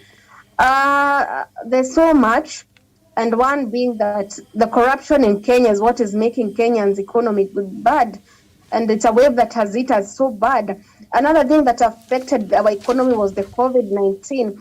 Again, Doc, there's somebody who told me that Kenya is very rich, people have money, but the problem is that this money is into people's pockets. There are so many people, for example, when the campaign period started, there are so many people who have actually enriched themselves within the campaign period, and they stand to be corrected, but something which is very true. But there are others who know how to take advantage of chances, yet there are others who can't even access the chance. And hence that's why they're suffering. And that's why we have classes in Kenya. We've got the low class, the middle class, and the high class. That's why we have it in Kenya, because not everybody can afford to be in middle class or the upper class. Again, Doc, the kind of leaders we have in the office, that also plays a part, the greediness in our government, in most people in the government, who are having or who are holding the power. For example, the deputy president. Like currently, I won't call him the deputy president, despite him being, but he's a presidential aspirant. So you can see he's been into power for the last 5 years for the last term. This being the last term, hence he's a presidential candidate. But what happened? If he really means what he says, he could have resigned a long time ago. But he is enjoying the privileges of the government that is still criticizing. He's enjoying the vehicle, the securities, the houses. You can see the money is also getting his monthly pay. So we can see the greediness we also have in our government and more so in the people. That is something else that pulls back our country and the economy. And that's why we can never move forward, Doc. And yes, we need to loot out these people. We need to have a corruption-free country. Doc, another thing, and most which affects our youth, and that's why we can see that there's crime rate in Kenya. Doc, for you currently to get a job, and that's why you find so many people graduate, others with the masters, they are jobless. They are seeking for jobs out here, and they're doing many jobs. It's because the people who are in the position or maybe in the power, others don't want to retire. Others, Doc, what they're doing, you have to get connection for you to get a job, and that is what is eating our younger people. I mean, I think there should be a rule maybe when you reach a certain age, you retire, you leave it for the people, because as you go to some of these government offices, you find that maybe the secretary or maybe the PA is somebody with 60 plus years and that doesn't want to retire. She has reached, and maybe he or she has reached the retirement age, but doesn't want. The greediness in our country is so much. And I think those are things: greediness, corruption, leadership. We are our leaders. There's no integrity in the leadership. That's why we find somebody who got so much cases in courts. Somebody who was impeached is still going back to vie again for the position. So these are some of the things that affect our country. And if we don't look at them now and look for better government coming this election, then we always live to cry that our economy is always bad. Okay, thank you very much, Miriam. Do you have anything else? Not really. Because I have solutions. My solutions to this could be very lethal. But for us to stop the carnage, to stop the flow of government resources to private pockets, why did South Korea succeed? Why do the tiger countries succeed? They killed some people.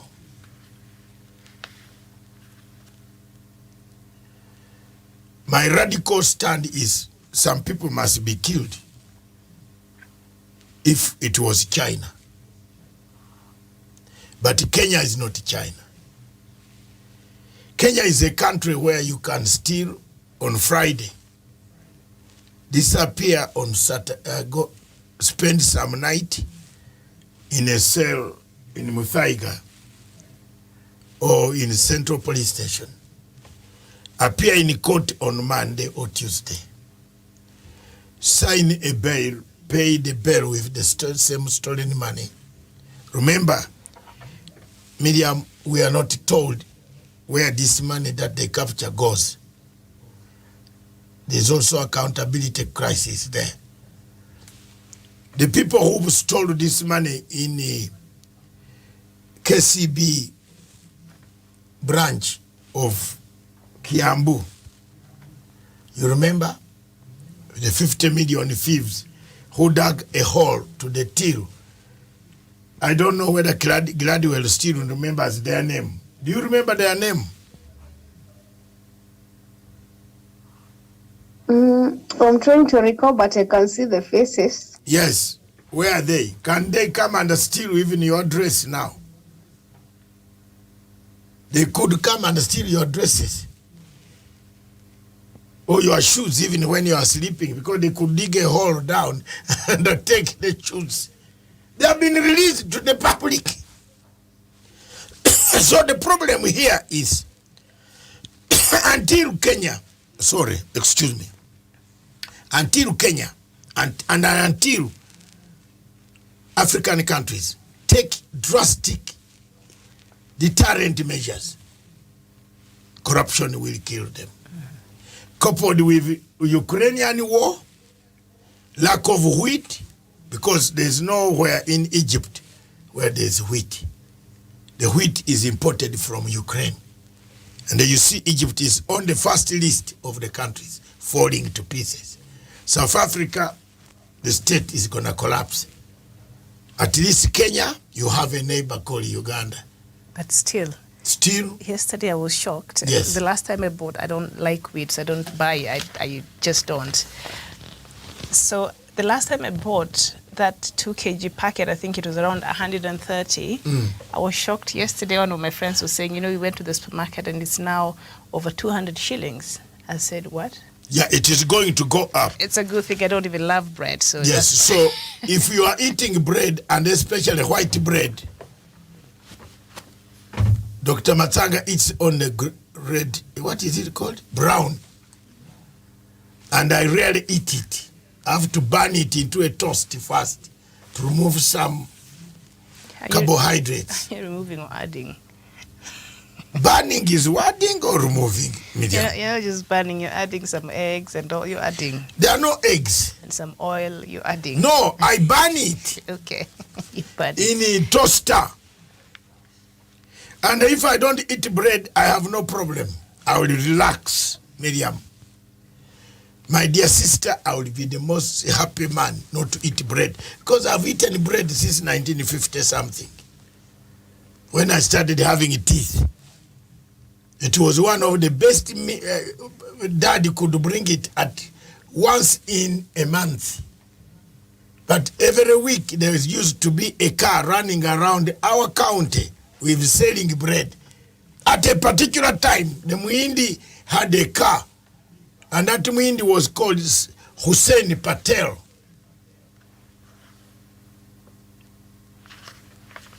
Who is the father of the current Secretary of State for Britain for Home Affairs.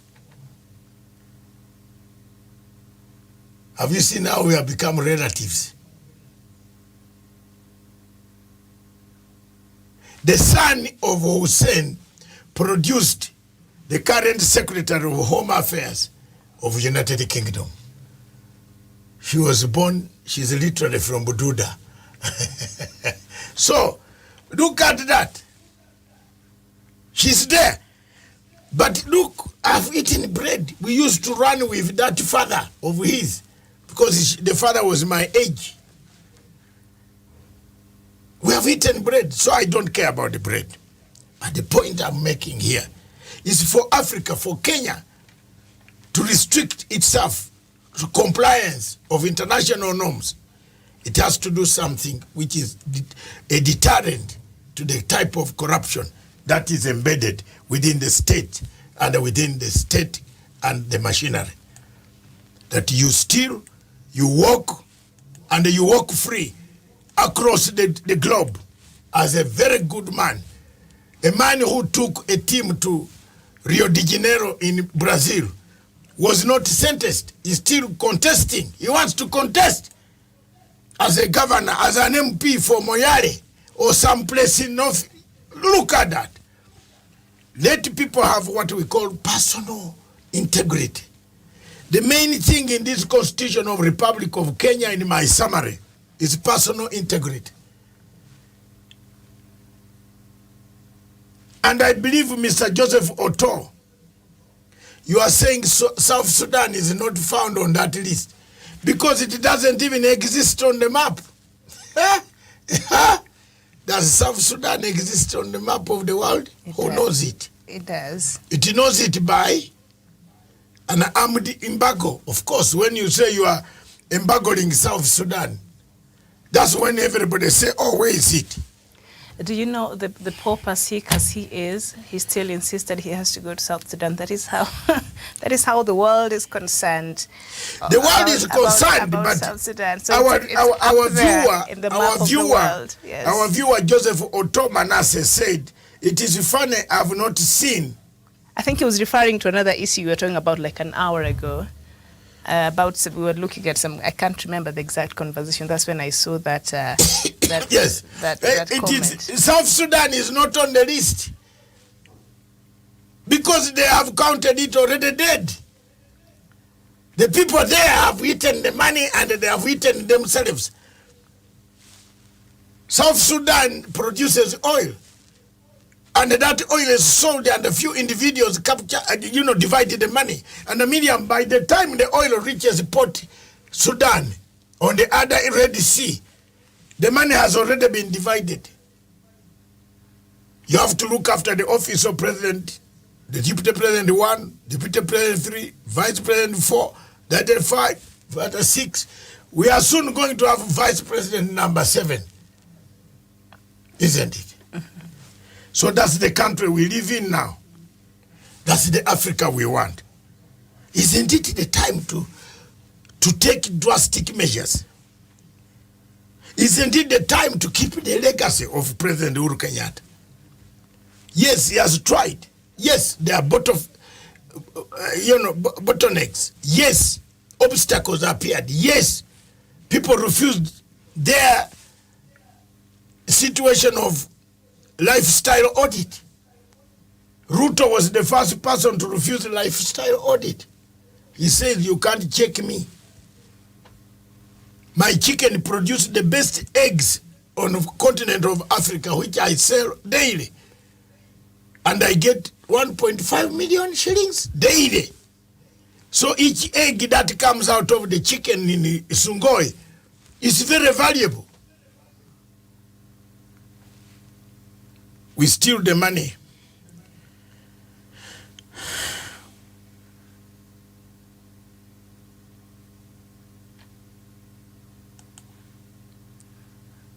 Our friend Otto says again that the food shortage thing I'm talking about, but we have fish in the swamps in South Sudan, and we don't use it. And they're still hungry at the same time. We are still, who uses the fish? Who is boss? Yeah. Have you seen how many people in South Sudan want to buy perfume better than fish? Yes. I've lived with South Sudanese. They are very clean people, man. When they go to the shop, they really do real heavy shopping. I've lived with Congolese in the United Kingdom. The story of a man who used to work and we used to get 550 per week. But he goes to spend 450 exactly on new shoes and new suits. Then he comes to me, Matanga, who has saved me money. He says, lend me 250, you will cut from next week. I said, boss, na mimi niko single parent na 5 kids, man, at home. How can I lend you this money? What happened to the money? He said, David, you don't know. You have to look smart here in order to get another job. I said, Allah. And the suit, and he doesn't go to the normal English shops. This suit is got across from Paris. Unaona hiyo suti, hapana hizi za Ruto, ile ngine mzuri sana. So we have a problem. Africa, we have a problem. We have food in the swamps, but we cry of hunger. My country, Uganda, luckily enough, even if you take a messenger to Luzira for 2 million years, nobody will bother about him. Because people are eating. Kulia. Tulia. We are eating. Tunakula. Kwa nini mimi nataka kupigania mtu mwingine? I did my part as a Ugandan. And I'm sorry, I have no regrets. The peace that Joseph Otto Manasseh saw, which prevails that he manufactured South Sudan, was manufactured through my talk. That the rebels left Eastern Equatoria to Western Equatoria. Then the South Sudan got that independence. Otherwise, when we were negotiating the peace, we were under Bashir. Yes. And the Bashir was giving us arms. Why should we hide now? It is a past. No more guns in northern Uganda. I'm a happy man. That's why I'm here. I have no intention of the 120,000 men who came are incorporated in UPDF for Miriam. It's a success. They are the ones guarding Farimajo in Mogadishu. Because they are very tough fighters. Is that not an asset to the UPDF? Museveni needs more troops. He got them. They are paying their families. They are paying their children. They are paying per dollar per day. I have no regrets. But the question is, where do we leave Africa today? Kiregu says of jobs in Kenya. What job will you get in Kenya when you cannot even buy one iron flat, one pasi na makaa, and put a signpost outside your house that data cloth for washing, dump them here, each shirt is 20 shillings. Do that. Try that, any youth across Africa. Get an iron flat. These are the jobs some of us have done in the UK. I used to have 3 vans. I could not drive all of them. I had 3 Ugandans. And they used to go to Ugandan homes. I put, posters that collect dirty cloth, we shall wash and deliver them. With a book, and I used to collect cloth, we put in a machine. 2 days, 3 days, we deliver your cloth. If it is urgent, you pay extra. With another Uganda, Buganda from another region, boy, we made money, some good money. Over we could put our legs straightened. By that time, I used to take alcohol. I could now hammer my prisoner, which was imported from Kenya very well. Because money was coming in. You initiate something. But the youth of these days, they cry, no job, no job. You want a white-collar job. Everybody wants a white-collar job. Yes. So, graduate on white-collar job, the legacy says, try something deeper than that. Don't wait for the white-collar jobs. They will not come. I used to clean British Rail train from London to Glasgow, 6 hours. First, I enjoyed the music upstairs, and 2, I had my book. 3, I had this. I carried them today specifically. They are not the ones. But I had this. And I used to put in here while reading my books. And then every 45 minutes, you have to clean the toilet. But Miriam, you know how a Muzungu goes to the toilet. We are about to have our lunch. We don't want to discuss more than that. That is true. And I don't want to know how Muzungu goes to the toilet. I will just keep it that way. Kiragu, you know how it is. But I would come out by the time you reach Glasgow. The train stops for only 45 minutes to 1 hour. So during these 45 minutes, you have to make sure that the business class where you have been put to serve, this white partner are back there. The new people coming in, they find it keen. By that time in 1989-90, there was no corona. The normal cough was normal. People could even, shout a distance closer. So you arrange the tables again to return to London. 6 hours going to Glasgow. Nowadays it is about express. There is an express train which warns you express. Kama huko na row, a heart which breaks quickly, don't use it. Because when you open the window and see the speed it is going, oh my God, you will just have to jump out of you could collapse. So, express, 4 hours, it is in Glasgow.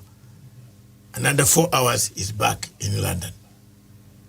If there are no passengers, whether they are there or not, That is the life we lived, some of us. Even when we left Africa, things were, when we grew up, they were okay. The jobs are not there, Gladwell. The jobs must be created. The legacy is set. The roads are here. Go and grow pineapples.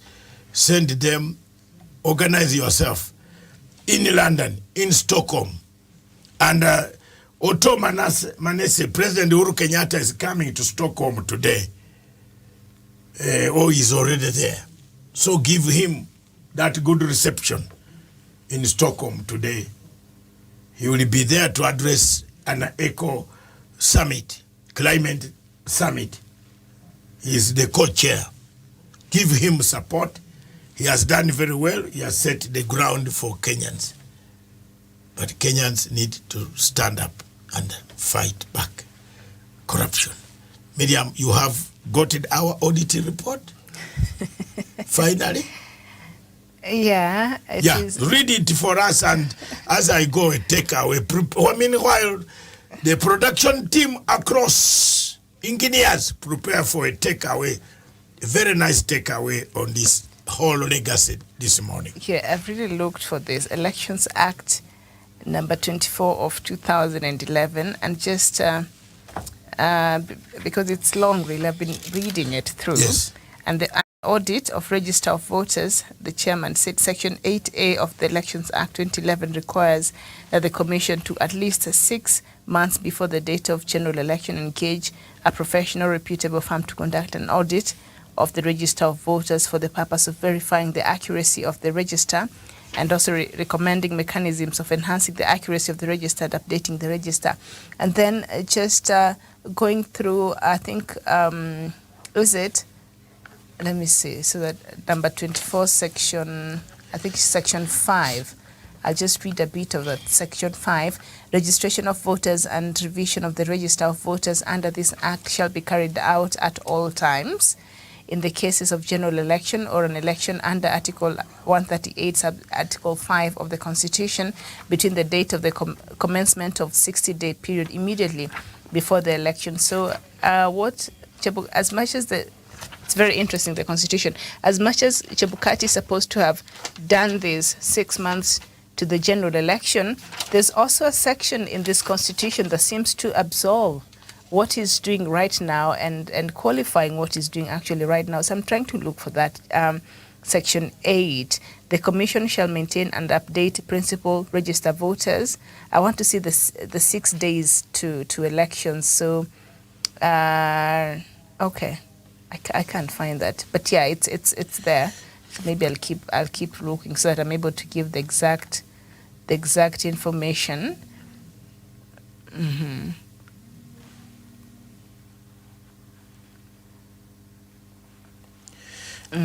Miriam, it is 6 months before. 6 months before. Before elections, yeah. The law does not allow you to read the other one. We get you this part. The law does not allow you to read the other one. So please, give me a break. 6 months before, these signatures should have been displayed. You don't avoid the main silent. No, you don't avoid the main constitution and run to a silent legality that I can display them. That even now, the display is not there until 9th. Yeah. So which part are we using? Because according to this Elections Act, should be displayed 60 days to election. So he's within. That's why I'm saying the law is convicting him on one part, but also giving him a leeway. The other part. No, that is now for the final vote. So, but for the qualifications, pre-qualifications, 6 months before. 6 months. Let's get this going. And listen to me, viewers. Across the continent of Africa and Africa.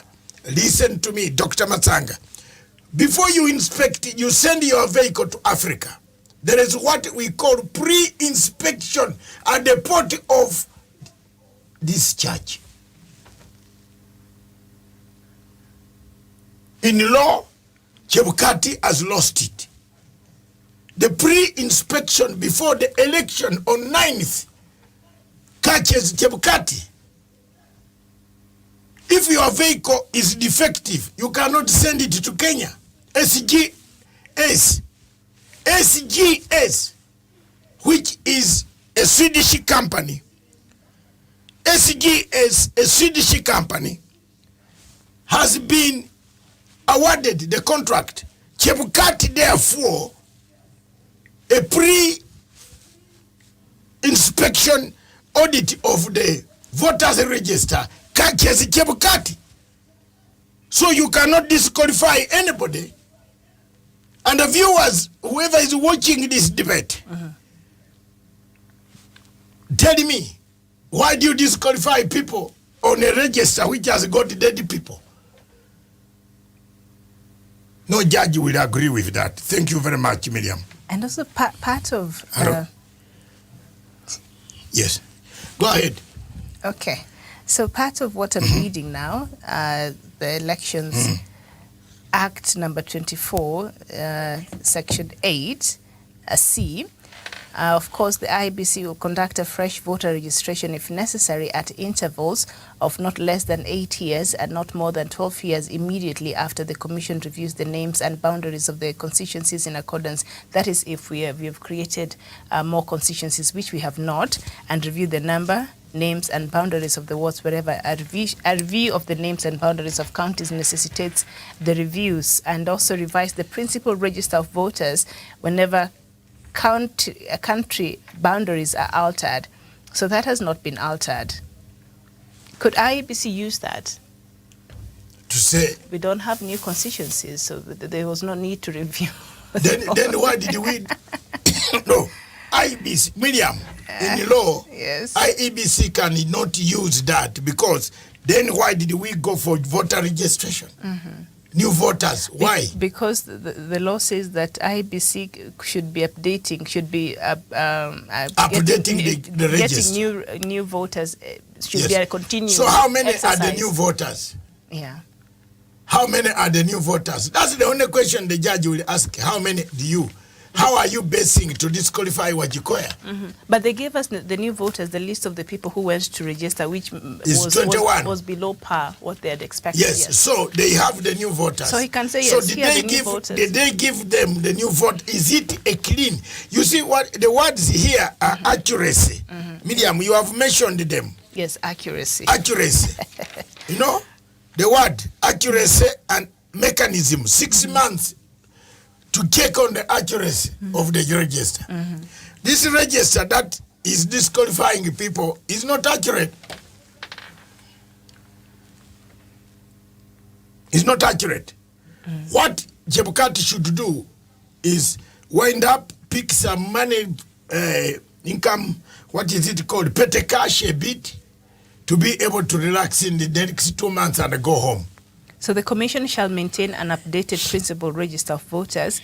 Number 2, for the purpose of maintaining an upgraded register of voters, the Commission shall regularly revise the principal register of voters. So, yeah, it's not giving a timeline there, but... Silent. So he's using silent clauses of legality. Legal silent clauses. He has been idle, then he's now starting to use silent clauses to malfunction the election. That's it. Let me do a takeaway. Get ready. All right. Anything else you want to say, Miriam? No, maybe Gladwell. Gladwell, you've been your last word. A silent listener. You can say something now before.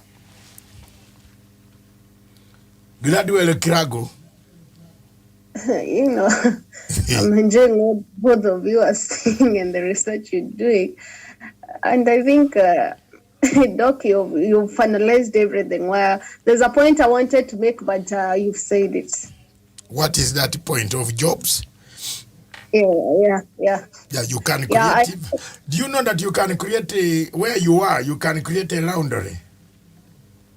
Yes, yeah. And you cannot lack money for food. Yeah, because there are very many lazy people in Africa. Most of the ladies in Africa prefer housemaids to do the work for their houses. I invite you to my house, then you don't wash the plates. When I'm the one who has prepared the food. Hey, Miriam, Jermaine, what do you do? I'll wash and put on. Inside, get a paper and with a stapler. David Matanga washed with soap called Omo. And I come, I give you 1,000. And maybe I give you 500 shillings. Beautiful as you are, you might have a tip. This happens, Miriam. A tip. You get another tip of, so what are you doing here? You wash clothes? Yes, okay. Mama, there's 2,000 shillings here. Sante sana, kazi mzuri. You build your business.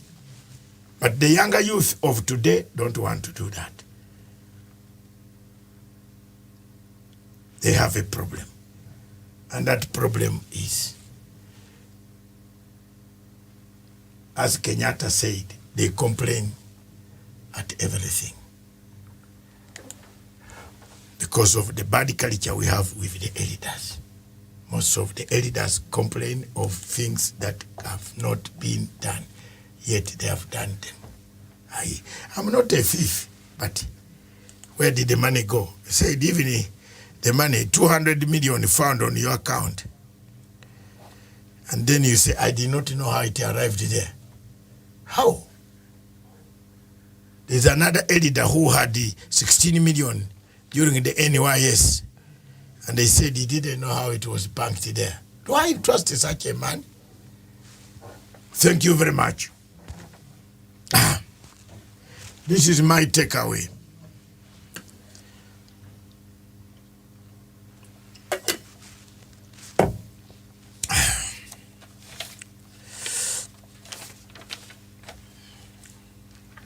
Thank you.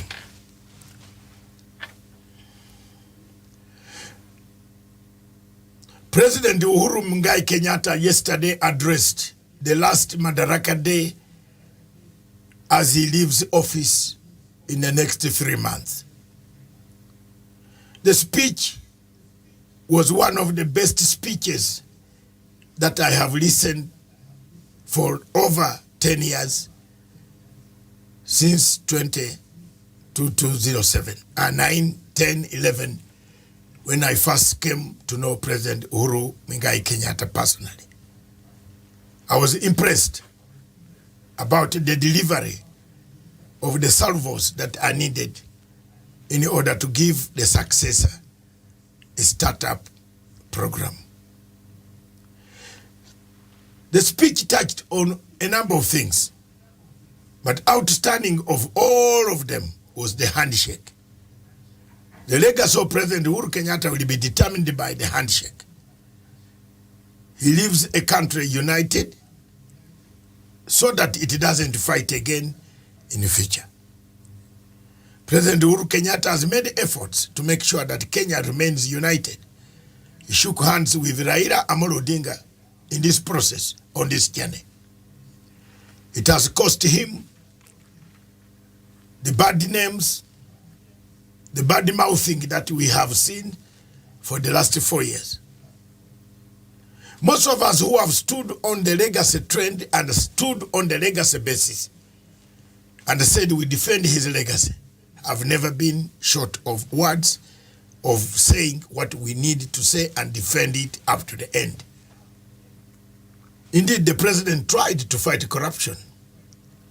The same people who are turning around said, you can't do a national self-audit. That it was not part of the constitutional basic rights of human rights to do a self-audit of your money. How much you earn, where you got it, how you get it. The same people, led by a group of politicians, who are today condemning President Uhuru Kenyatta for having not done very well in the economy. But that said, how can Kenya then keep all these thieves out? You as a voter, you have a mandate. You have the mandate, the platform to keep your vote, and your right to vote the right person who will fight corruption, which might kill this country and put us in the category of 25 countries that have been listed as the most risky of falling into a crisis. We have already seen quite a lot. And the people sing about the tiger republic of the Asian tigers. But they don't know that the tigers took very punitive measures. They took punitive measures. They killed the people. In Singapore, Indonesia, Malaysia, people were shot on the firing squad. That's why the economies have grown. The thieves went down to the Mecca. They were detained. They were jailed for life. Some of them died in prison. Brother, sister, even if they were brothers, sister to the president, to the prime minister. You remember in Singapore, the prime minister jailed his own brother and looked after the children who have grown up. Some of them have taken power in Singapore, but their fathers died off in jail. A country like that, what lessons do we learn from them? We keep on giving reference. Kenya gave South Korea $5,000 as a loan. But because we have a lot of thieves today, we can't even give $1 as a loan. Isn't it time, therefore, for punitive measures to be put? There are two alternatives. For corruption to cease, deterrent measures must be put in place, that if you are caught on an economic crime, you don't go to court, but that court should sentence you heavily so that you don't come back and bar you from even standing. Because there is a clause in the Constitution of the Republic of Kenya that says personal competency, integrity. How many of the people seeking votes in Kenya today have personal integrity issues? They are many. Some have stolen, some have forged certificates, some have done everything, some have done fraud, some have been used as proxies, some have used others as proxies. But still the game remains. They want to be on the ballot. Two ways stand up. If we want to go the tiger way, we have to change the constitution to shoot some people. I know it is very radical, but people must be put on firing squad, those who touch the national money, the coffers. Or we send them to jail for life, such that they don't come back to feast on the money of the citizens. Thank you. God bless you. Keep the legacy of President Uhuru Kenyatta.